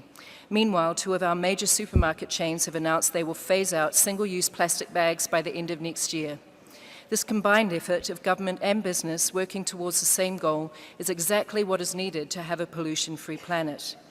As a signatory party to the Montreal Protocol and the Basel, Rotterdam and Stockholm Conventions, New Zealand is committed to adopting international best practice on the trade and sound environmental management of persistent organic pollutants and hazardous waste. We welcome the global efforts that have already been made to address transboundary pollution, including under these treaties. Closer to home, we also acknowledge the unique challenges our Pacific neighbours face in managing pollution. We continue to work alongside Pacific countries through mechanisms like the Waigani and UNEA conventions and through our development partnerships to support their efforts to manage and reduce pollution. And finally, at home, New Zealand welcomes the UN Sustainable Development Goals as they set a common vision for us all to work towards. While our domestic reporting provides us with a view of where we currently are, the SDGs provide all countries with a view of where we all need to be heading. The New Zealand government intends to introduce measures to improve water quality, further reduce emissions from transport as part of our transition to a net zero emissions economy by 2050, as well as looking at ways to reduce the amount of waste we currently send to landfill. In all this, we will be working closely with Māori, the Indigenous people of New Zealand, business, local government, communities, NGOs and the international community. Thank you very much. Thank you, Excellency. And as our next speaker, I would like to invite Her Excellency Lucia Ljubic-Lepine from Bosnia and Herzegovina to deliver her speech. Thank you, Mr. Vice President. It's a great honor for me to address the UNEA on behalf of Bosnia and Herzegovina. My country supports the adoption of the Ministerial Declaration confirming our commitment to work together towards a pollution-free planet. This gathering is not yet another opportunity to promote sustainable and clean environment, but an occasion to contribute to finding more effective ways to confront pollution in its various forms. In Bosnia and Herzegovina, we have become particularly affected by air pollution and its extremely harmful effects. Among other reasons, our reliance upon not environmentally friendly fuels such as coal is alarming. It is therefore not surprising that men, women and children in my country suffer some of the highest rates of air contamination throughout the European continent. By adopting the historic 2030 Agenda for Sustainable Development and the Paris Agreement, the UN member states have chosen to place inclusive and sustainable development at the heart of our common interests. I would also like to highlight the importance of the Conference on Air Quality, which took place in Sarajevo this October under the auspices of the UNEA. The event itself is a part of overall activities aiming at mobilizing capacities and actions of the relevant state bodies regarding air quality and its main impact in my country. 2 air quality monitoring stations have been installed and 2 existing ones are back to full function under Global Environment Facility project the UN Environment is carrying out. Furthermore, policy measures will have direct impact on the improvement of the air quality. Mr. Vice President, the importance of better coordinated cooperation and exchange of experiences within the region and wider in combating pollution cannot be enough underlined. We all must learn better to share technologies, methods, and particularly innovative and cheap responses to pollution.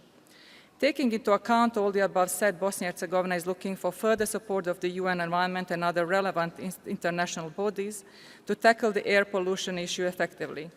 Investments in decarbonizing our energy sector, improving access to district heating to reduce the number of individual smokestacks in urban areas, and incentives directed at modernizing the traffic system are necessary to reverse the trend of rising concentration of air pollutants and resulting effects on public health, economy, and ecosystem of Bosnia and Herzegovina. Let me conclude by reiterating our steadfast commitment to prevent, mitigate, and manage the pollution in all its forms while putting additional effort in preservation of our precious air, water, and land. Despite all challenges, this is the fight we have to win for our planet, its citizens, and common better future. Thank you.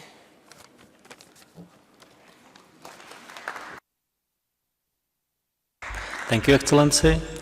And as the next speaker, I would like to invite to lectern Dr. Cheryl Case from United Kingdom. The floor is yours. Thank you.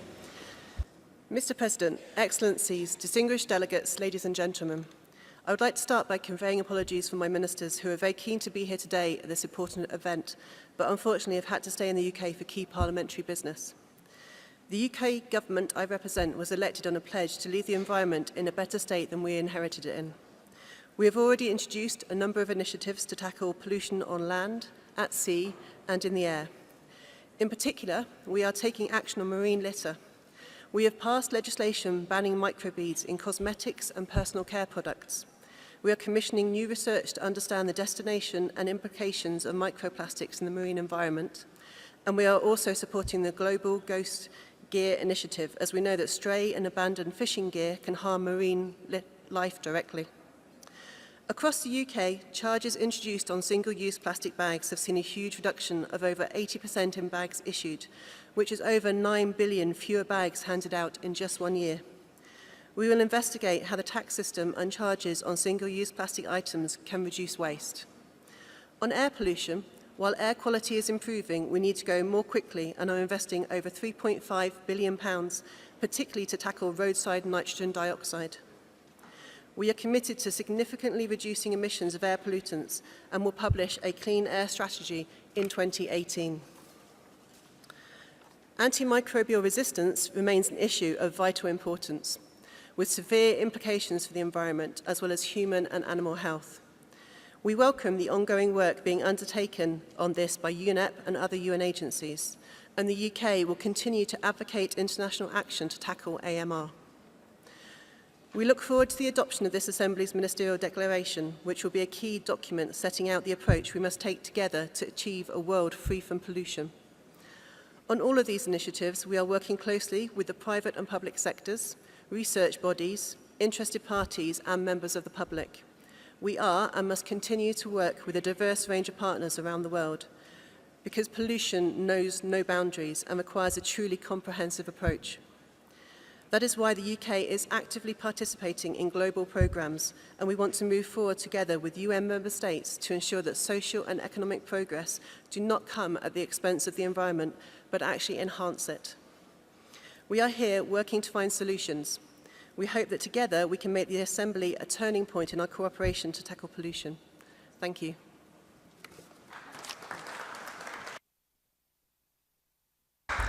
Thank you. And as the next speaker, I would like to invite Her Excellency Ambassador Qusay Al-Farhan from Kuwait to deliver his national statement.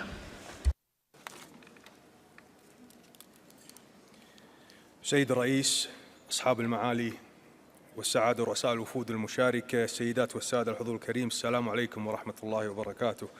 يسعدني أن أكون بينكم في اجتماع الدورة الثالثة لجمعية الأمم المتحدة للبيئة من أجل العمل لاستكمال أهداف التنمية المستدامة، واضعين أمامنا شعار هذه الدورة ومؤمنين بأن العمل للوصول إلى كوكب خالي من التلوث يتطلب منا جميعا التصدي للتدهور البيئي والحد من أنماط الاستهلاك والإنتاج غير المستدام.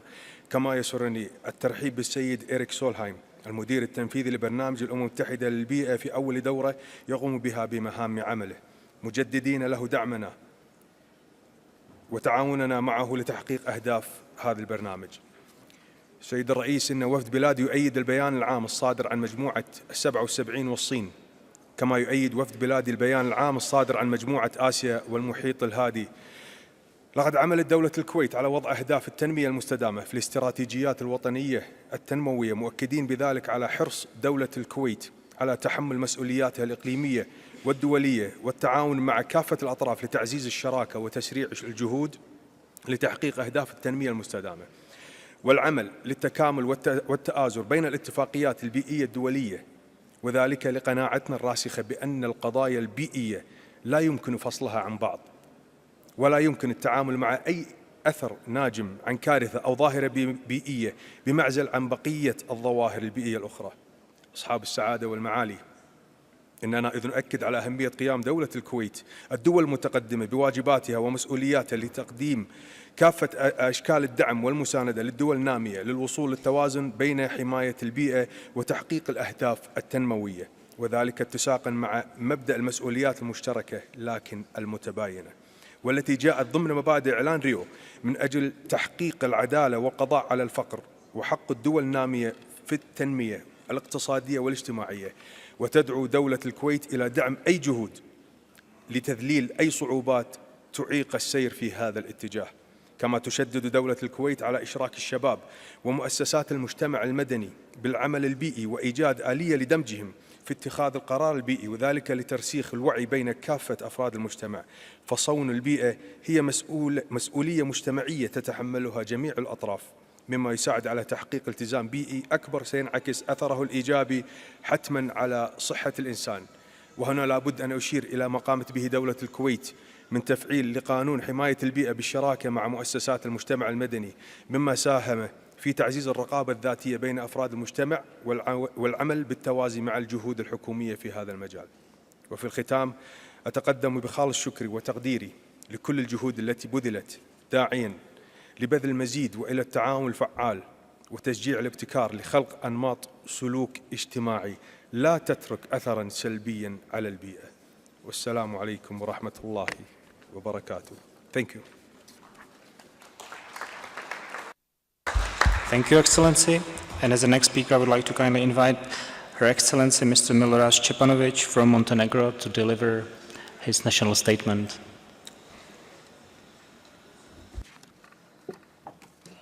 Thank you, Mr. Vice President, Excellencies, ladies and gentlemen.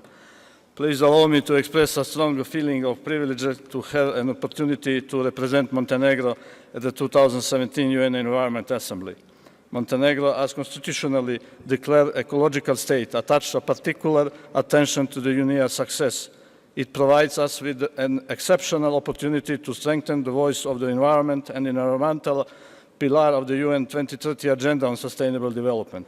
In that context, on behalf of the government of Montenegro, I would like to express our commitment to the ministerial declaration of the third session of UNEA and associated successive processes. This document will apply towards a pollution-free planet, including coordination with political, industrial, scientific, and civil society leaders. For that reason, Montenegro supports the report of the Executive Director towards pollution-free planet and the progress report in the implementation of the Resolution 2/7 on sound management of chemicals and waste. It corresponds well with the priorities determined in our national environment policy and action plans to implement the Stockholm and Basel Convention, as well as the National Action Plan to reduce pollution from land-based sources in accordance with the Land-Based Sources Protocol of the Barcelona Convention, and our endeavors to follow up on the implementation of the Minamata Convention on Mercury. In particular, we would like to recall the importance of further streamlining of the technical and financial instruments, including the Global Environmental Facility. Further efforts are needed to ensure use of reliable scientific data and evidence-based decision-making, including improvement of capacity to continuously monitor state of the environment and to detect human health-environment relations, all with the aim of achieving sound science policy interface. Montenegro expressed its support to the progress in the implementation of the Resolution 2/8 and efforts to implement the 10-year framework of the Programme on Sustainable Consumption and Production Patterns. Montenegro also acknowledges and appreciates the significant role of the UN environment in the global efforts to address marine litter-related pollution.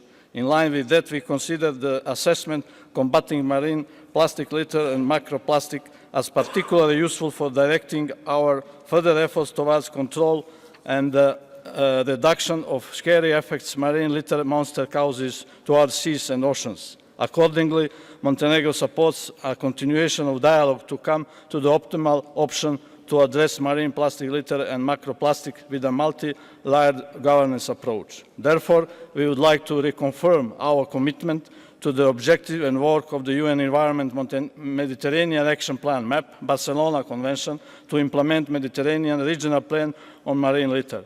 In this context, Montenegro joins the Clean Seas campaign and will participate in the implementation of the 5-year strategy addressing the root causes of marine litter. We firmly believe that the countries supporting the Clean Seas campaign will significantly contribute to the UN environment efforts to prevent and reduce the adverse impact of the marine litter on the coastal and marine environment.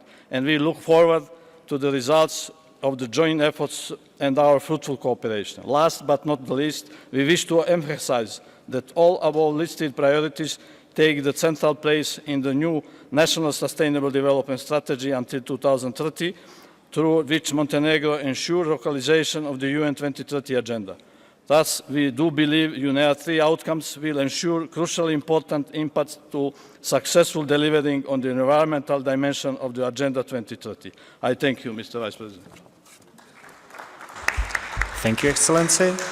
And as the next speaker, I would like kindly invite to the lectern Her Excellency Minister Al-Mustafa Garba from Niger to deliver his national statement. Excellency, the floor is yours.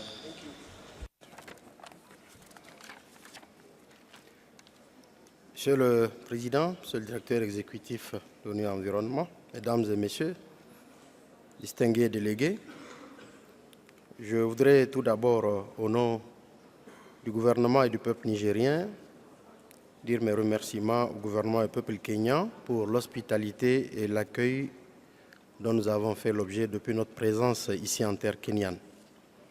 Je voudrais également féliciter l'ONU Environnement pour la bonne organisation de cette session, la 3e de l'année.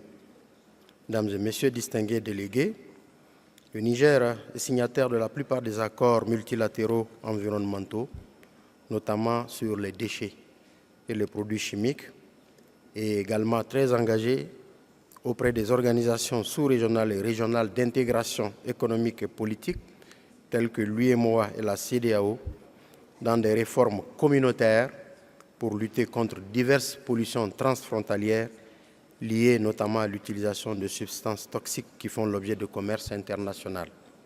Aussi, tout récemment, je voudrais noter qu'avec l'appui de l'ONU Environnement, mon pays a adopté une politique nationale en matière d'environnement et de développement durable qui pose un cadre de gouvernance du secteur en lien avec le programme 2030 sur le développement durable et les objectifs de développement durable, les ODD. Ce cadre de gouvernance qui traduit l'engagement du Niger permettrait d'impulser la mise en œuvre de la contribution déterminée au niveau national et de l'accord de Paris, notamment sur les changements climatiques. À cet égard, je saisis la présente opportunité pour attirer l'attention de la communauté internationale sur la nécessité d'œuvrer à rendre opérationnels les mécanismes de coordination et de financement et de l'accès aux ressources en faveur des pays les plus vulnérables. En outre, je voudrais lancer un appel aux partenaires techniques et financiers pour soutenir le Niger engagé dans un processus d'opérationnalisation de la commission dite climat pour la région du Sahel, qui est l'une des 3 commissions créées par le premier sommet africain de Marrakech lors de la COP 22 et dont l'agenda inclut la lutte contre toutes les formes de pollution, notamment dans les pays du Sahel. Enfin, je voudrais inviter nos partenaires à prendre part à la conférence internationale sur la désertification et l'économie verte qui sera organisée par mon pays en mars 2018 à Niamey, à l'échelle des pays du Sahel. Cet événement a pour objectif d'impulser une dynamique d'action en vue de la mise à l'échelle des initiatives éprouvées en matière de gestion durable des terres et d'économie verte, en l'occurrence. Enfin, je voudrais dire que la création des bureaux sous-régionaux de l'ONU Environnement est une très bonne opportunité de rapprocher cette institution des pays africains et de la rendre visible et efficace. Mais nous doutons que le bureau Afrique de l'Ouest, qui nous concerne, manquerait de ressources humaines et financières pour mieux se déployer dans les pays de la sous-région. Ce bureau, dont la création est fort opportune à notre avis, a besoin de plus de capacités pour rendre effectif le programme Rio+20 relativement au renforcement de la présence stratégique du PNUE à tous les échelons. Je vous remercie de votre aimable attention.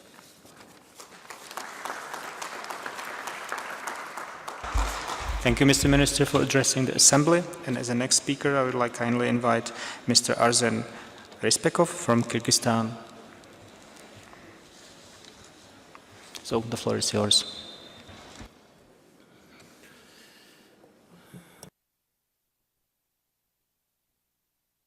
Благодарю, господин председатель, уважаемые министры, дамы и господа. Для меня большая честь принять участие в сессии Ассамблеи Организации Объединенных Наций по окружающей среде, программа Организации Объединенных Наций по окружающей среде и выступить от имени правительства Кыргызской Республики на сессии такого уровня. Сегодня, несмотря на социально-экономические проблемы, Кыргызская Республика осознает особую важность вопроса охраны окружающей среды и рационального использования природных ресурсов для нынешних и будущих поколений. На конференции ООН по устойчивому развитию Рио+20 в 2012 году Кыргызская Республика выразила приверженность к устойчивому развитию на долгосрочную перспективу через продвижение приоритетов зеленой экономики. В январе 2013 года в рамках национальной стратегии устойчивого развития на период 2013-2017 годы был принят политический курс страны на устойчивое развитие. И чуть раньше, в ноябре 2012 года, был создан Национальный совет по устойчивому развитию. Целью устойчивого развития, придя на смену целям развития тысячелетия, подразумевает взаимосвязь основных элементов устойчивого развития, экономического роста, социальной интеграции и охраны окружающей среды.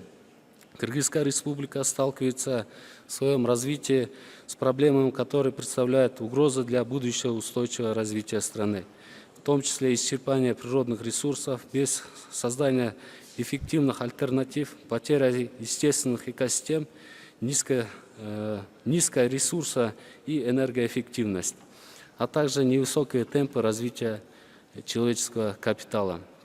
Серьезным вызовом является ожидание изменения климата, которое окажет значительное воздействие на условия жизни и здоровья населения. Но наиболее уязвимым окажутся водные ресурсы республики, что сократит возможности развития гидроэнергетики и сельскохозяйственного производства. Отмечая новые вызовы и проблемы, связанные с глобальным изменением климата, в стране реализуются приоритетные направления адаптации к изменению климата в Кыргызской Республике до 2017 года, предусматривающие адаптационные меры по основным секторам: водные ресурсы, сельское хозяйство, здоровье населения, чрезвычайная ситуация, лесные ресурсы и биоразнообразие. Кыргызская Республика располагает относительно небольшими территориями с нормальными для жизнедеятельности биоклиматическими условиями, в которых сосредоточена основная часть населения и практически все промышленные сельскохозяйственное производство. Это обуславливает необходимость придания большого значения вопросам обеспечения экологической безопасности. Основы государственной политики в области охраны окружающей среды определены в концепции экологической безопасности Кыргызской Республики до 2020 года. Актуальной проблемой является доступ населения к питьевой воде. В сельской местности в среднем по республике 16% от общего населения остаются без обеспечения чистой водопроводной водой.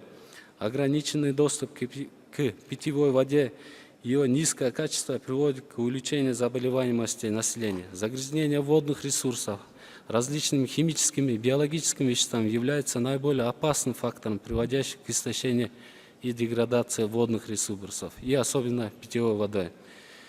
Длительный период хозяйства на территории Кыргызской Республики скопилось более 115 миллионов тонн отходов в производстве и потреблении. В республике повсеместно не решены вопросы экологически безопасного размещения твердых бытовых отходов. Особую тревогу вызывает состояние управления твердыми бытовыми отходами.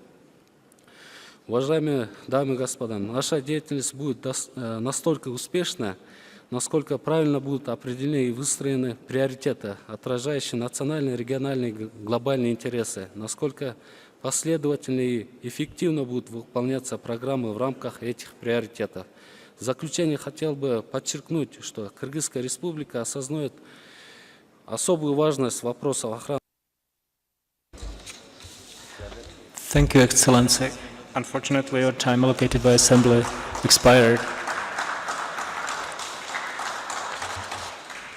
Okay, as the next speaker, I would like kindly invite Her Excellency Mr. Beyne Rusum from Eritrea to deliver his national statement.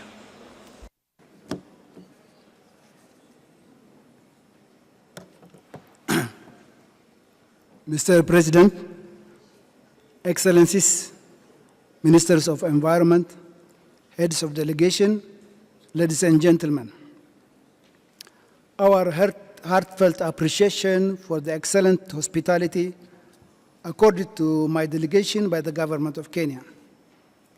Mr. President, as I feel very much honored to address UNEA 3, allow me, on behalf of my government, to read this brief statement. Dear Mr. President, the Eritrean government has been working for a pollution-free environment since 1991.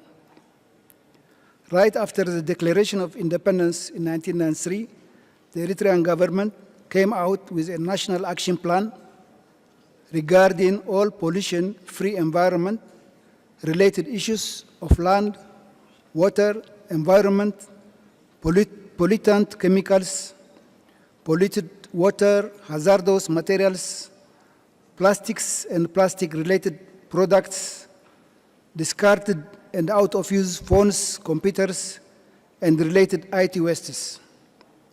Since then, the government of Eritrea has passed several declarations, all directed to make Eritrea, its land and territorial waters, free from pollution.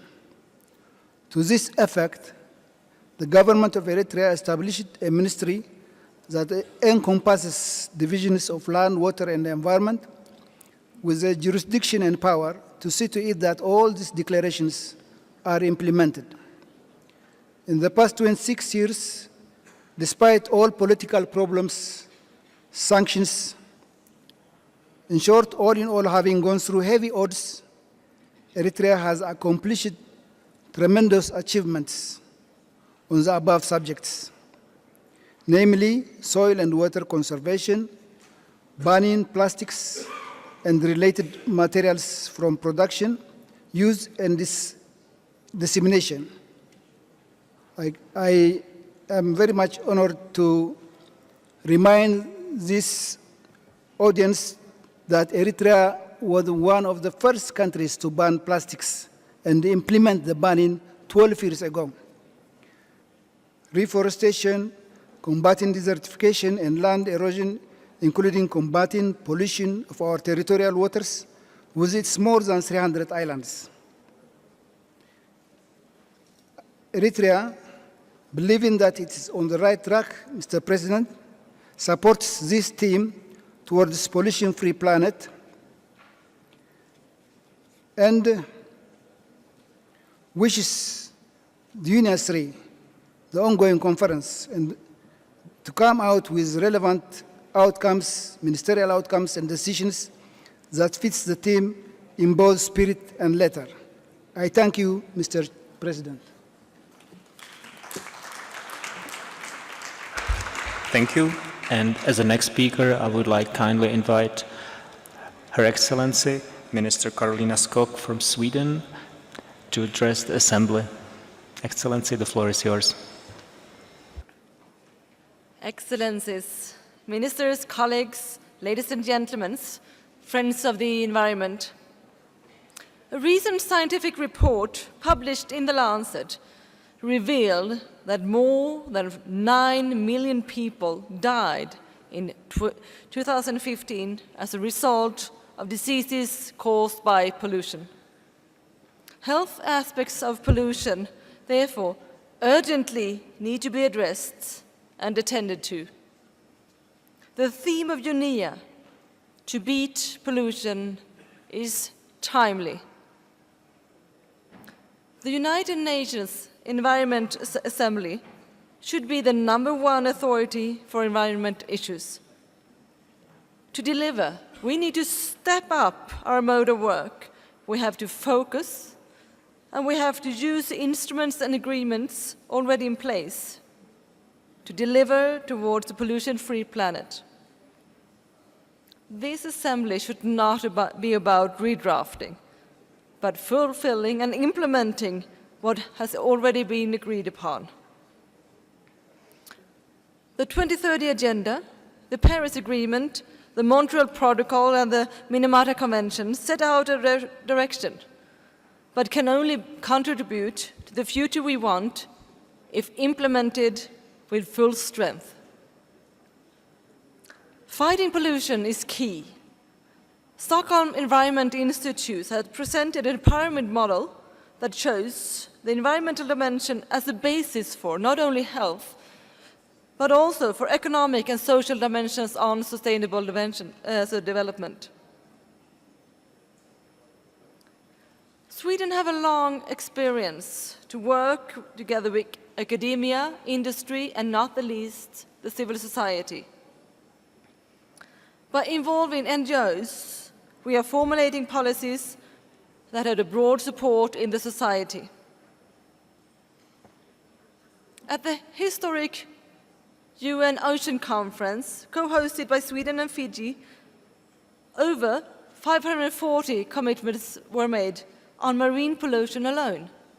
We must now implement the commitments made. Clean seas, clean air, and sustainable management of chemicals and waste are key for sustainable development.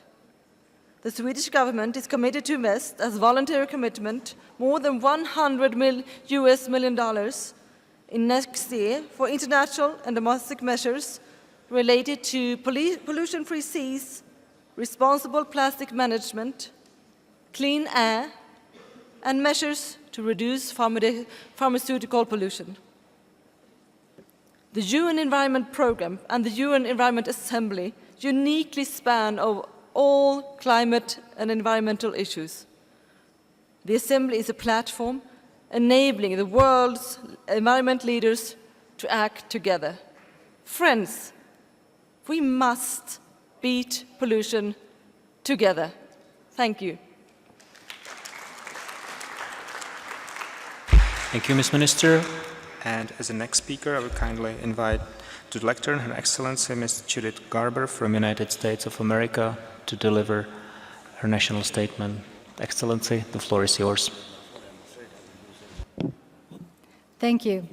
Excellencies, I'm grateful to the delegations, the stakeholders, and Secretariat staff, all of whom have worked tirelessly to prepare for this assembly. And I congratulate Executive Director Solheim and President Gutierrez on their fierce commitment to ensuring a focused outcome of this extraordinary gathering.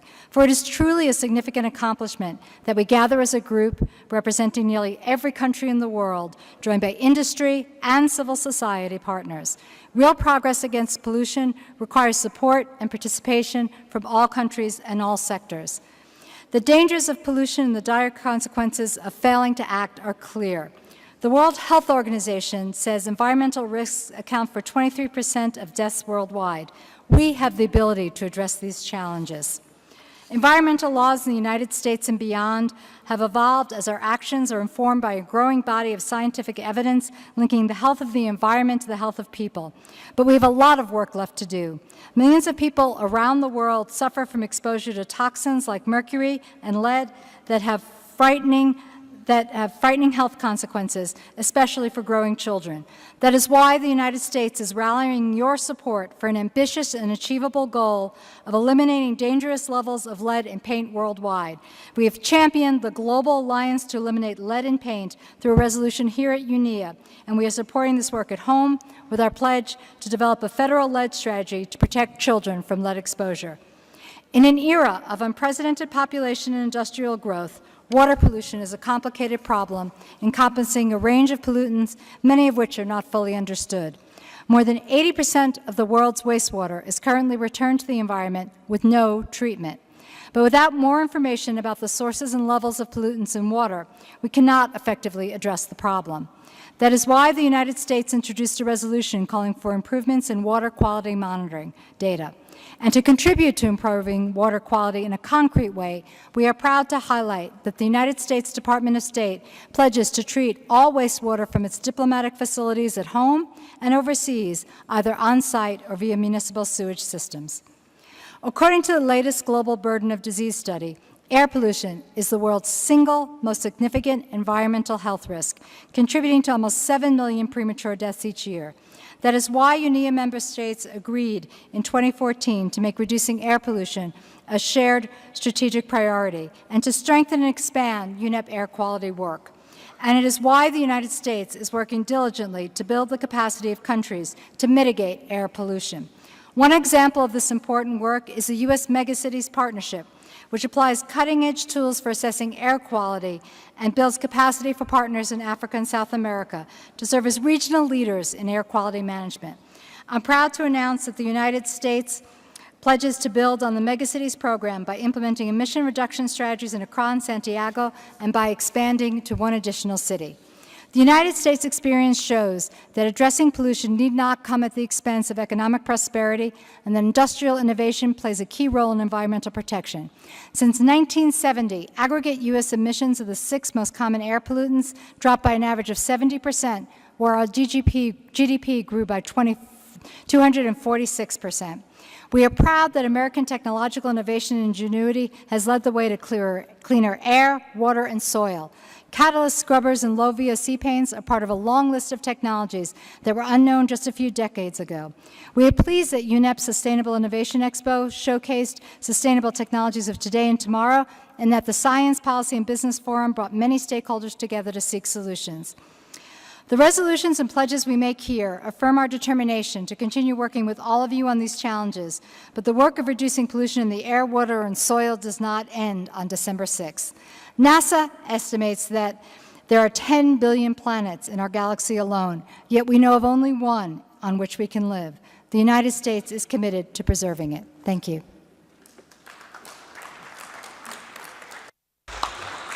Thank you, Excellency. And as the next speaker, I would like to kindly invite His Excellency, Archbishop Charles Balvo, the representative of Holy See, to deliver his statement. Vaše Excelence, máte slovo.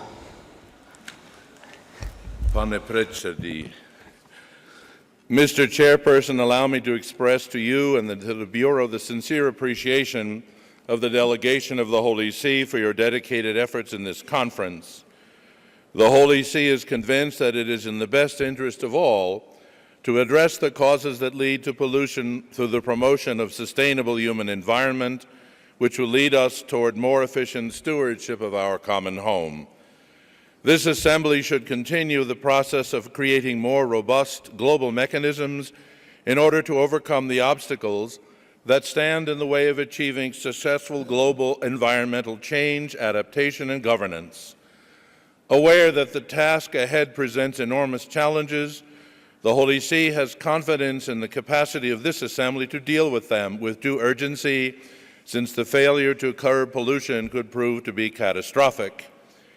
In his address to UNON given in this hall on 26 November 2015, Pope Francis affirmed that economy and politics need to be placed at the service of peoples, with the result that human beings, in harmony with nature, structure the entire system of production and distribution in such a way that the abilities and needs of each individual find suitable expression in social life.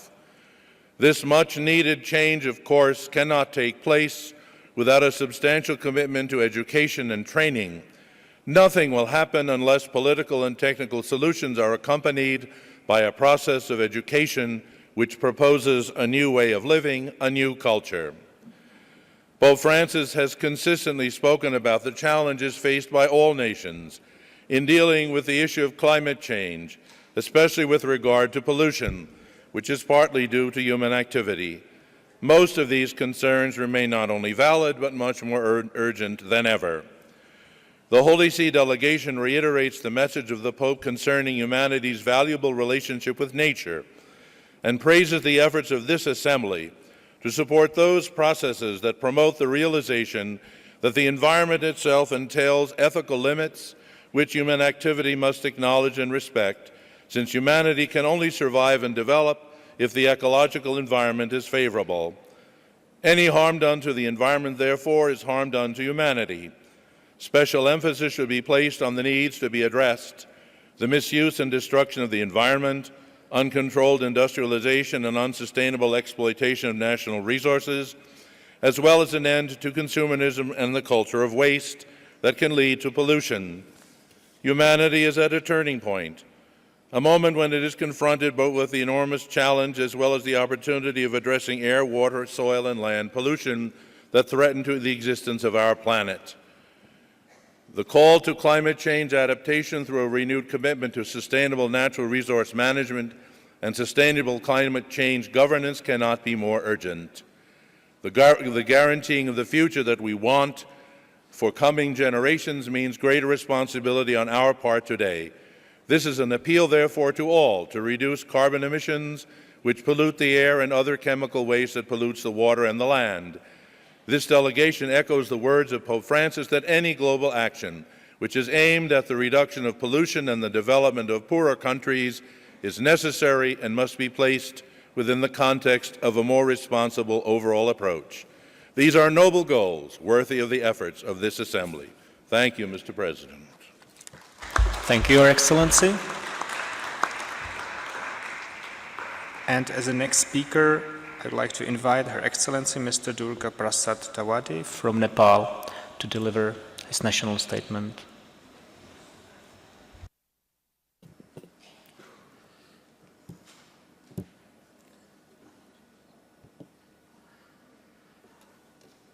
Mr. President, Excellencies, distinguished delegates, ladies and gentlemen. First of all, on behalf of Government of Nepal and my delegation, I would like to extend profound gratitude to UN Environment Program for continued cooperation and support to Nepal. I will also extend our sincere thanks with appreciation to the UN Environment Assembly Secretariat team for excellent preparation of this assembly. In addition, I will also like to extend sincere thanks to the Government of Kenya for nice arrangement and warm welcome. This is a high time and holistic movement to express our solidarity for pollution-free planet. Nepal believed that the theme would be only materialized by our honest and collaborative effort from all sectors and actors. It is our responsibility to protect and promote environment for our coming generation. So the theme demands and encourages all the member states and stakeholders for more proactive and collaborative action to conserve environment, biodiversity, and ecosystem service for us and our future. It could only be materialized by establishing, expanding, and strengthening functional collaborating and partnership among all stakeholders at all levels. Mr. President, it is my pleasure to share that now we are guided by the Constitution of Nepal. We believe that every people have the right to live in clean and healthy environment. We acknowledge the earth, natural resources, including clean air and water, are the fundamental for human survival, prosperity, and well-being. In addition, the Government of Nepal is reviewing policies, institutional framework, and implementation modalities within its new federal state system. Nepal is giving high priority for achieving sustainable development goals by 2030. In this regard, with limited technical competencies and financial resources, we are trying to mainstream and integrate SDGs in our sectoral policy and programs. Mr. President, Nepal would like us, our UN Environment and Development partner, to focus efforts in building national capacities by technology transfer, human resource development, and building infrastructure for the least developed and developing member state in a sustainable environment standard. Mr. President, everybody knows Nepal is located in between big and faster developing countries, and they are producing high level of carbon dioxide, and Nepal is still producing high oxygen from forest and other natural resources. So now we are suffering transboundary pollution. By that pollution, our glacier lakes and Himalayas become polluted and form dry lakes and black mountain. These Himalayas are the old properties. We must protect our old properties. So this forum also focus that type of issue so we can protect our old heritage. Mr. President, on behalf of the government of Nepal, I would like to express our firm belief that the UN agencies, international communities, academia, and all environmental activities will further collaborate, expand, and expedite meaningful support and collaboration to all LDCs and vulnerable countries for protection and promotion of environment, especially to move toward the pollution-free planet. Finally, the government of Nepal and my delegation would like to extend full support in making the assembly more productive and successful. I wish for great success of this meeting. Thank you from the rooftop of the world. Thank you, Excellency. And as the next speaker, we are waiting His Excellency Dr. Joseph Al-Asmar from Lebanon. So please, the floor is yours.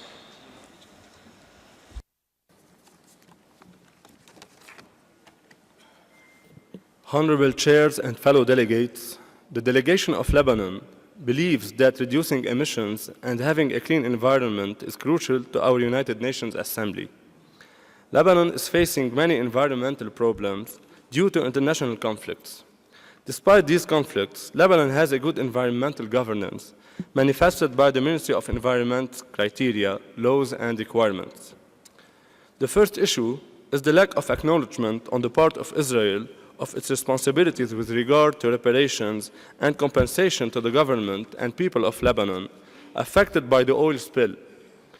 In fact, the destruction by the Israeli Air Force on July 2006 of the oil storage tanks in Lebanon caused an environmental disaster, resulting in an oil slick that covered the entirety of the Lebanese coastline and hindered efforts to achieve sustainable development. Noting that the damage to Lebanon amounted to $856.4 million, according to decisions number 69 over 212, 70 over 194, and number 71 over 218. In addition, the Second Committee of the General Assembly of the United Nations, held on October of 2017, agenda number 19, considered that the oil slick has heavily polluted the shores of Lebanon and consequently has had serious implications for livelihoods and the economy of Lebanon, owing to the adverse implications for natural resources. The second issue is the impact of the Syrian conflict and the massive influx of around 1.8 million refugees. Today, Lebanon has the world's highest number of refugees per inhabitant, around 37%. This number has a negative impact on the solid waste sector, on the water and wastewater sectors, on air quality, and on the land use and ecosystems. This issue caused an environmental disaster that obliged Lebanon to do efforts to maintain its environmental status instead of having a remarkable development. For these reasons, we insist on the implementation of the decision number 2/15 taken at UNEA. 2. We stress member states to acknowledge the impact of refugees on the environment and natural resources in Lebanon. We urge member states to put together an emergency action plan to minimize the environmental impacts of the refugee crisis. Finally, we won't have a society if we destroy the environment. Thank you. Thank you, Excellency. And as the next speaker, I'd like to invite Executive Secretary of UNFCCC, Ms. Patricia Espinosa, to address the Assembly.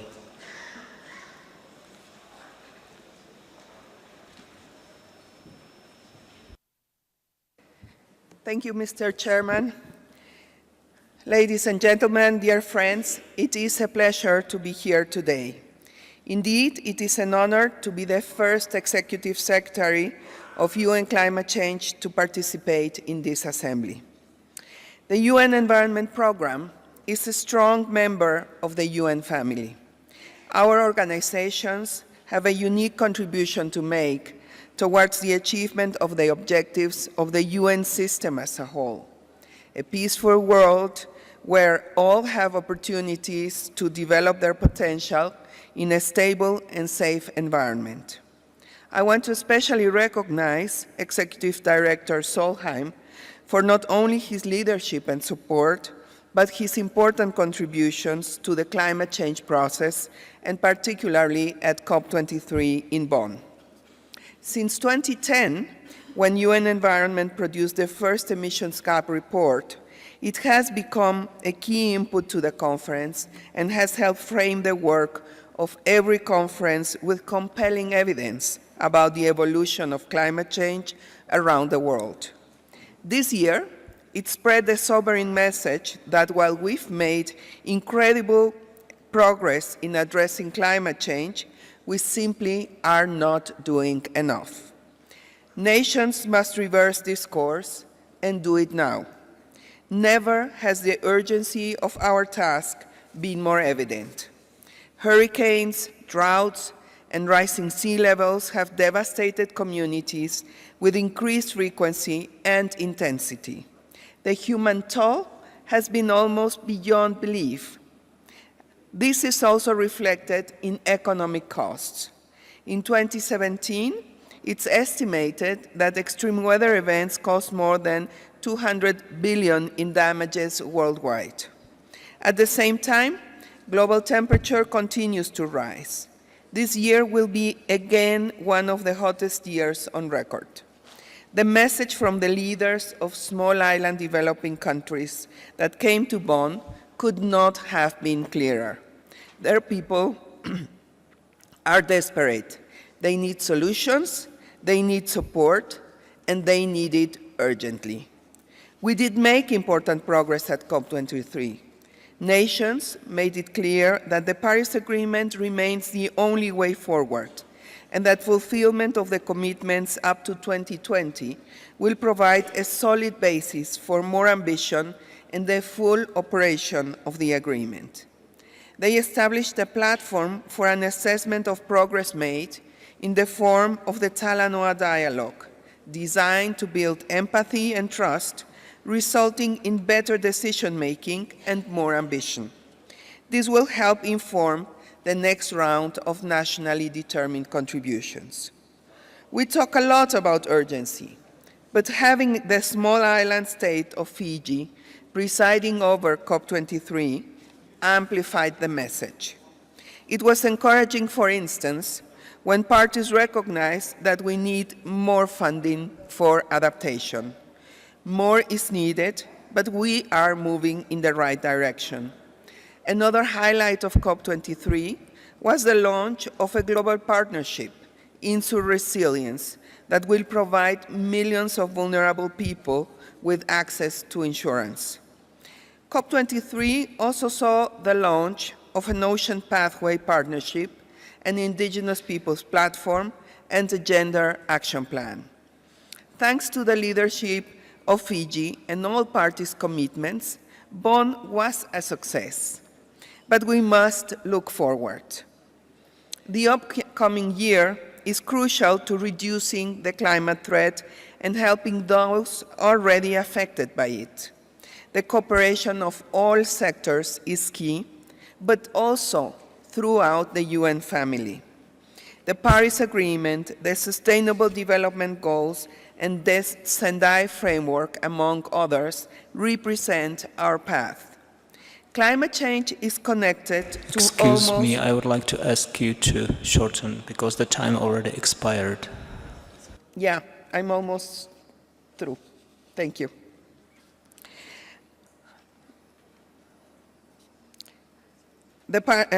Climate change is connected to almost all major challenges humanity faces, making work on Sustainable Development Goal 13 vital.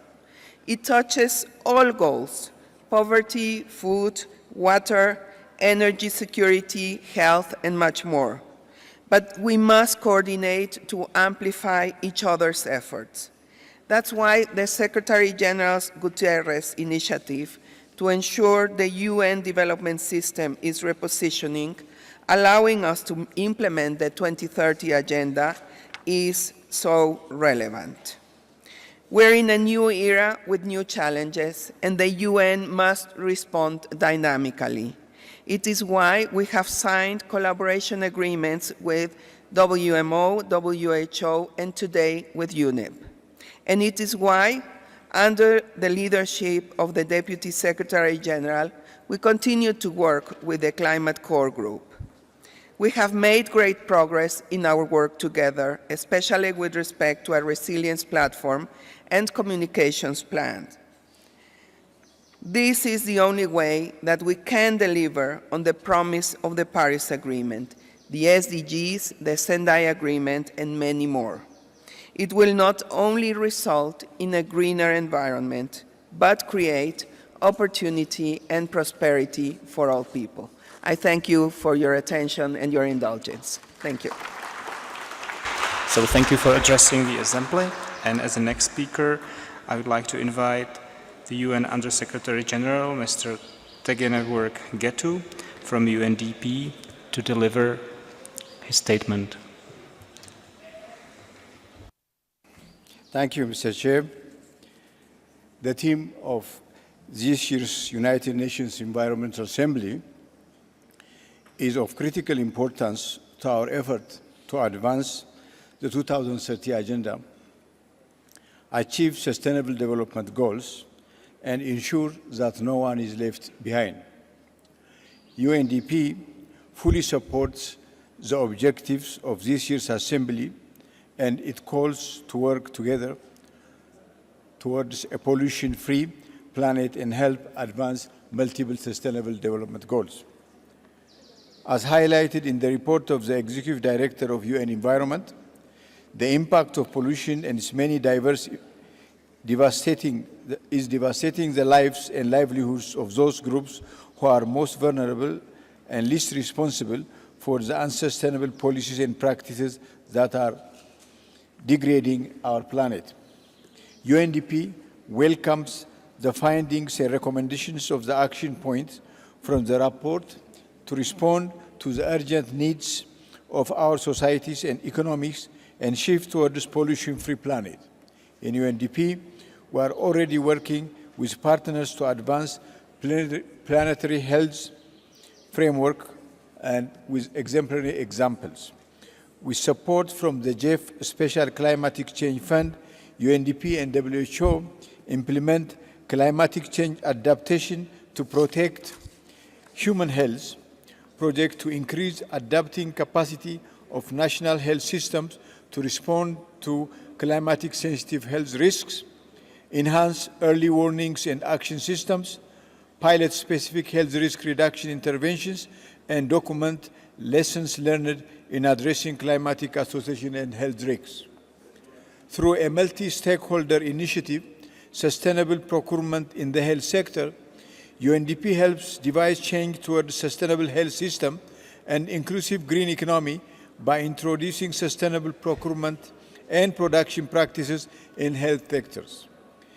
Its vision to lower the environment and social impact of procurement has contributed to a global health sector and thereby to inclusive sustainable economies. UNDP remains committed to working with all partners represented here to ensure that the recommendations and resolutions emanating from this year's Assembly are translated into action on the ground. In line with the 2030 Agenda, we call to eradicate poverty and ensure environmental sustainable development pathway, and the recommendation of the Executive Director's report, UNDP will continue to engage with the support of Member States, civil society, private sector partners to tackle the many drivers of pollution. This means linking and leveraging our global development portfolio on environment and climatic change, poverty, health, gender, and governance. And it means working closely with the United Environment, the UN Environment, the World Health Organization, and all sister agencies, funds and conventions, as well as our bilateral and multilateral donors and partners and development partners, including the Global Environmental Facility and Green Climatic Change. The environment and sustainable development challenge we face are complex, but by working together through innovative partnership, we can succeed in our goals of a pollution and poverty-free planet. I thank you.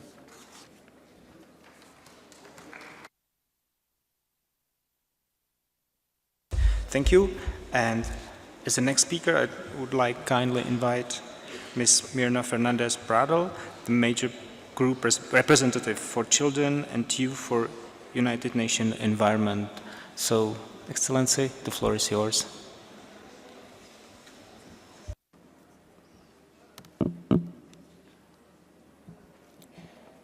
Thank you. I am speaking on behalf of 5 major groups: women, children and youth, workers and trade unions, indigenous peoples, and science and technology. In 1995, when the indigenous people of Ogoni in the Niger Delta protested the oil spills on their land, their leader, Ken Saro-Wiwa, was murdered. Last Friday, BBC reported that thousands of children from the same territory are dying from the impacts of oil spilled by Shell. After decades of promises from oil companies, the pollution caused by them continues to destroy communities' health, food, water, and livelihoods.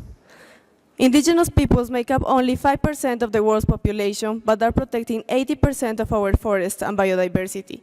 Because of this, indigenous peoples and local communities find themselves increasingly displaced, attacked, or killed when defending their land, territories, and resources. They are displaced to make place for corporations who are protected by the state and the military. These extractive industries, large-scale infrastructure projects, and monoculture plantation expansion are linked to killings of more than 200 human rights and environmental defenders around the world. Last week, Elisa Badallos, a coordinator of the human rights group Karapatan, was murdered in the Philippines while conducting a fact-finding mission on military violence. The team of UNEA 3 to beat pollution cannot happen without systemic change. Pollution is no accident. Governments and businesses structured our economies towards mass production of plastics, consumption of fossil fuels, and use of pesticides and fertilizers in our agriculture. These companies must no longer be subsidized. Companies responsible for the damages they have caused must contribute to full cleanup and deliver compensation to affected communities.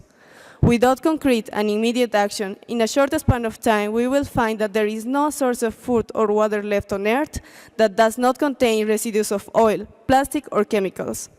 Policies and solutions to this must be developed with the consultation of the scientific community, and states must increase research funding for sustainable, environmentally friendly alternatives and solutions. A transition to sustainable and community-led economy is possible.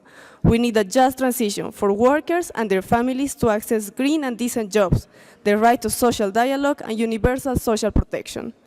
Communities affected and displaced by pollution must have their rights respected, including free, prior, and informed consent. Finally, we need to strengthen educational systems that include traditional ecological knowledge and support intergenerational transmission, especially for marginalized communities whose way of life is changing because of pollution. We need a broad approach to education that allows for the decolonization of environmental education and is inclusive of non-formal education, welcoming all groups, including indigenous peoples and persons with disabilities. Thank you.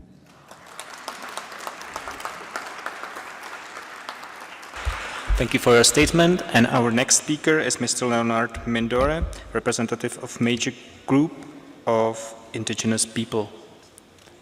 So the floor is yours. Thank you. Thank you, Mr. Chair. Distinguished delegates, this is a statement from the Indigenous Peoples Major Group. Indigenous peoples have always regarded our health and well-being as intrinsically linked to our natural environment. We have thereby nurtured our territories not only for health and well-being, but also for culture, collective survival, and that of the future generation. Our territories are spread throughout the world in different ecosystems, from the Arctic, the Amazon, the coast and rivers, the mountains, and we have developed profound indigenous knowledge in managing and conserving our resources.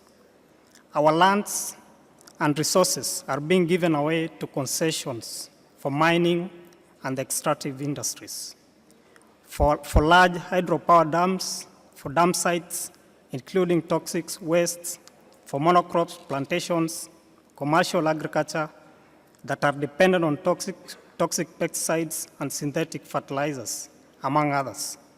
We didn't ask for this, more so, have not been part in decision-making, which makes us victims of unjust development and systematic discrimination. Various pollutants from these concessions are poisoning our soil, lakes, rivers, forests, mountains, coasts, wildlife, and our food systems. Further, the prevalence of inadequate health care and poverty in our communities are worsened by the exposure to environmental contaminants which undergo biomagnification when they enter our food chain. When we oppose these projects and assert our rights to our lands, territories, and resources, we are subjected to different forms of human rights violations, including arbitrary arrests and detentions, not forgetting political killings. According to Global Witness, majority of those killed from defending the environment are from indigenous peoples. This continues, and the rate is increasing as land and resource grab is also worsening in our territories. Further, our traditional and indigenous knowledge are completely undermined, weakened, and disregarded as critical elements in our sustainable resource management system that is benefiting humanity as we lose our lands and resources. 80% of the world's remaining forest biodiversity are in indigenous territories.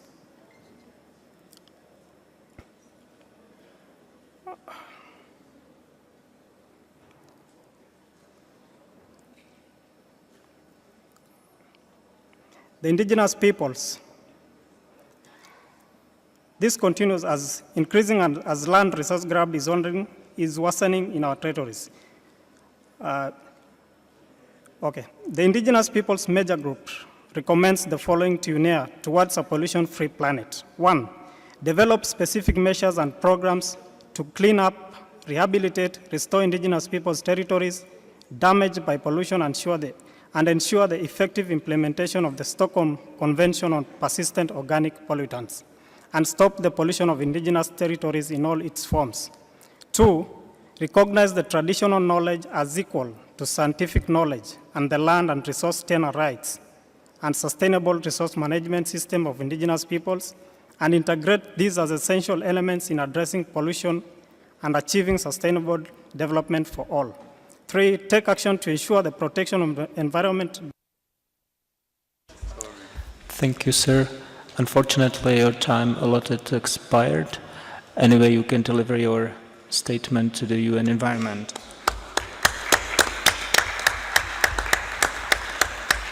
And I would like to invite our last but not least speaker, Ms. Rhoda Boateng, representative of Major Group of Workers and Trade Union, to deliver her statement. Thank you, Mr. President. I am speaking on behalf of the Workers and Trade Union Major Groups. Distinguished delegates, in recent years, the rates of workplace injuries and deaths have augmented in numbers due to the increased use of harmful and toxic chemicals at the workplace. Beyond the workplace, workers and communities are most susceptible to various forms of chronic diseases arising from poor air and water quality caused by pollution. In this regard, we embrace the overall theme of UNEA 3, towards a pollution-free planet.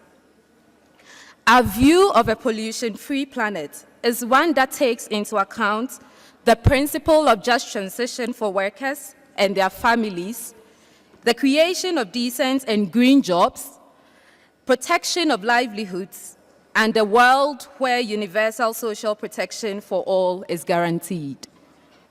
To this end, the Workers and Trade Union Major Group stressed the need for parties to adopt resolutions centered on a rights-based and inclusive approach to sustainable development during the Assembly. We acknowledge that workplaces are critical for the achievement of a pollution-free planet, and therefore affirm our commitment to the fight to reduce pollution and its related effects on the planet. We look forward to continued engagements with the United Nations Environment in the implementation of decisions from this Assembly and in the overall fight towards a pollution-free planet. Thank you very much.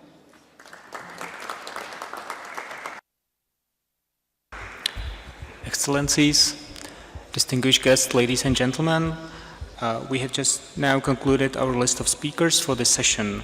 We will adjourn the session and continue the national statement session tomorrow morning after the high-level segment opening ceremony, which will start at 10 a.m. here in the same room. So, and now allow me to invite the Secretariat to make an announcement. Thank you, Mr. Vice President, and allow me to congratulate you for the conduct of the proceedings during this national statements session, which has allowed us to hear from over 40 member states, plus international organizations and civil society organizations. I just have a couple of small housekeeping announcements to make for all delegates' benefit. First, I would like to invite you to please stay in this room. We are going to begin an exciting side event that it is on the topic of unlocking trade in new and environmentally sound technologies. It will start immediately after you adjourn this meeting here in this very room. In conference room 1, we will have also a very interesting side event which also helps us advance our agenda. This one is about taking action to reduce pollution in the extractive sector. That will start also at 6 in conference room 1. My last two housekeeping announcements are the Committee of the Whole will resume as announced by its chair at 8 p.m. in conference room 1. And last, but as you said, not least, all delegates, all participants, all members of civil society are warmly invited by our wonderful host country, the government of Kenya, who has prepared a Kenyan celebration for you, which will start after 7 p.m. in the big tent by the roundabout where you all enter the compound. So with those announcements, I am happy to yield the floor over to you, distinguished Vice President, to adjourn the meeting. Thank you very much. Thank you very much for interesting and important announcement. And now I'd like to declare the meeting adjourned. Thank you.